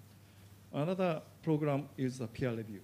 We have peer review program to two sector. One is a peer review on energy efficiency. So we organize a review team from other APEC economy and also international organizations to visit one APEC economy to assist reviewing energy efficiency policies. And we visited Indonesia 2011, and we have follow-up peer review last year. And very unfortunately, due to COVID-19, we couldn't visit. We had only online meetings. That's very unfortunate. And also, we have a peer review on low carbon energy policies. It's actually peer review on renewable policy. And we have a peer review on low carbon energy policy in Indonesia 2013. And very unfortunately, we don't have follow-up program for this peer review, but I may propose the APEC Secretariat to create follow-up, because it's 9 years ago.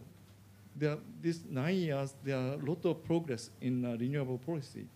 So I hope we can revisit next year, next year, to follow up peer review on renewable policies. And in this renewable policy peer reviews, we invite an expert from IRENA.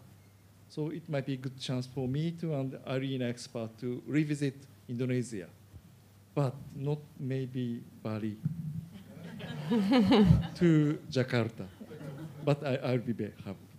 Thank you. Thank you so much. So back to you, Mr. Christophe Bayoué. Along the same lines, I think you wanted to speak a little bit about the financial support that you provide to local industries and job creation in the region. Yes, and particularly with respect to renewable energy. And I think it's important we talk more about renewable energy with the observation that the understanding of renewable energy has evolved quite considerably over the years. From the very beginning, we knew that it was environmentally sound. Gradually, we realized it was actually essential to give access to energy for all, and particularly communities in isolated areas. And I remember visiting, in my Indonesian years, visiting Nusa Tenggara Timur, where actually it was renewable energy that brought access to energy to the community. And importantly, recently, we have actually realized that renewable energy was economically attractive in terms of job creation, also in terms of return on investment, provided you don't have subsidy and market distortion, which then brings me to your question. One of the key challenges we have is actually de-risking. That's a major hindrance to financing for renewable energy, and that's why UNDP is now very actively engaged in de-risking project for private sector investments. And to give the example of another ASEAN country, let me talk a bit about Cambodia, because in Cambodia, what we have done is been actually modeling private sector data. to analyze the potential for renewable energy, in particular solar PV energy, and look at the measures that could be taken for de-risking and favor the private sector on both on-grid and off-grid. And what came out of it is really a set of measures. I think there are about 70 of them that were presented to the government, whereby measures that are policy and also financial, where actually the government could actually promote renewable energy, and that goes through auctions, like was mentioned in the Philippines, strengthen public governance for the off-grid sectors in particular. So a whole set of measures, and that's public. It's really open, it's transparent, it's all available. So de-risking is a major factor that we need to engage on. And the second one is connecting project developer with climate investors, because sometimes both are delinked, and that's where, for instance, the climate investment platform, which we launched with IRENA Sustainable Energy for All and the Green Climate Fund about 3 years ago now, I think is a very interesting example whereby the platform actually makes this connection and launch calls for proposal for sustainable energy project. Now, that will unlock, I believe, finance in that very last mile, and we started with the Pacific, the small island developing states, and we seem to have now 10 projects, and it will probably come to other parts of Asia Pacific or including ASEAN. But the climate investment platform, I think, is a very good example of first partnership and also connection. So I'll stop here. Thank you so much. I think we will stop as well. We did 1 hour and 15 minutes. I think it's time to give great applause to our panelists. Thank you very much for your insights. I think what I take away from this discussion is that it's really difficult to speak about the political economy of the energy transition. It's always bits and pieces, and somehow the pieces of the puzzle are not brought together. So I think there needs to be more discussion as to how to link all of these different programs, initiatives, intentions, visions to something that is more global and systemic, I think, in nature. But it's great to have you here, and thank you very much on behalf of IRENA.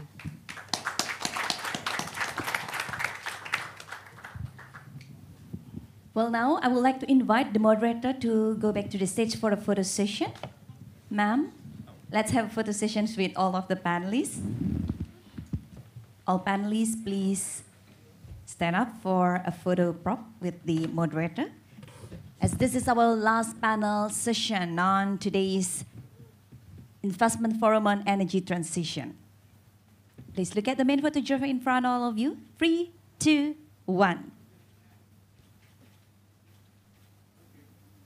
Thank you so much to all panelists as well as the moderator for this session. Thank you.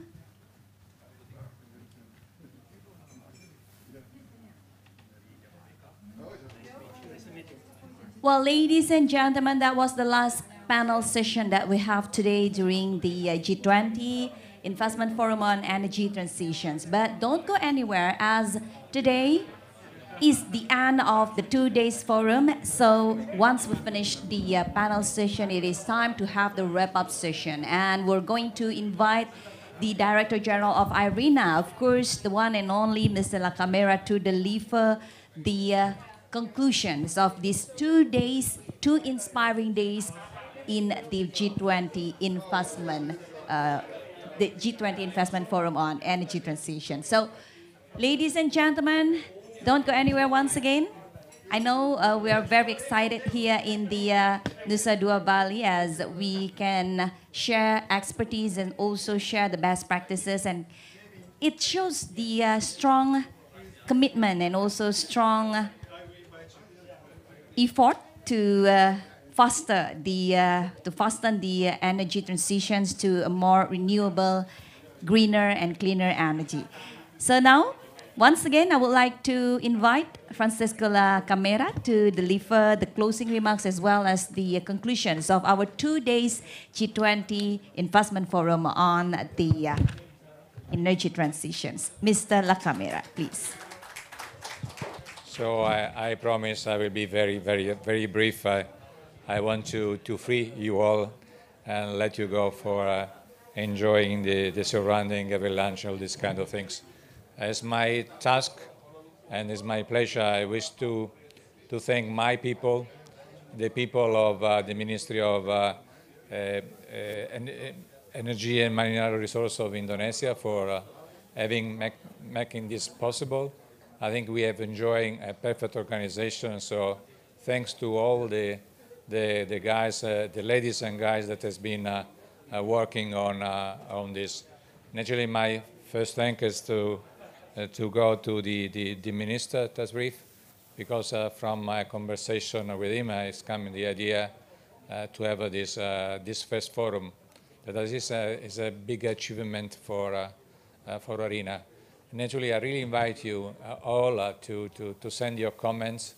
This has been the first, but it will be not the last.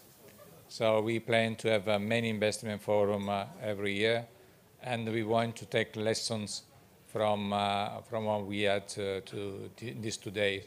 We have been able to do also some pure matchmaking, but I think we have to plan for having more in the future. Naturally, we have been preparing all this in less than 4 months, including the summer month, but everything went very well. I'm also be impressed by the fact that my people and the minister has been able to organize finally a meeting where people can talk, not just rush to be in time in the 2 minutes. Possibly you have been obliged to be so long with us, but at least we have a very nice conversation. We understand all what the people wanted to say. It's very clear what I think is coming from this discussion, and I hope this will be reflected in the communique of G20, the way for working together, trying to have more international cooperation, trying to avoid the predatory approach of the international cooperation of the past, and going for a more collaborative way to see cooperation. So I will stop. What we say in Italy, that after 3 days, the guest is trying to smelling fish. So I think I want to thank you all. Thank you all. Thank you so much to the Director General of ARENA, Francisco Lakamera. And one more thing. Special thanks also to you. Sorry for the thank you so much. We have been enjoying. Thank you so much. Well, distinguished delegates, ladies and gentlemen, by this we have concluded this 2 days event of the G20 Energy Investment, the Investment Forum on Energy Transitions. So we thank you once again to all of the panelists, the moderators, the speakers, as well as all of you, the participants who join us physically and also virtually during these 2 days, the first events of the ARENA. And we do hope that it will accelerate the transitions of energy to renewable energy, especially in the G20 member countries and also in all over the world. Thank you so much once again. I'm Dian Ariswari signing off. Have a great day and enjoy your time here in Bali. Om Santi Santi Santi Om. Wassalamualaikum warahmatullahi wabarakatuh. Well, for those who are joining us physically or in person here in Nusa Dua, Bali, we would like to invite you to join us for the lunch, which are already provided at the Garden Cafe. So it's the same restaurant just like the previous day here at the Grand Hyatt Bali. Enjoy your lunch and also have a great day. Thank you.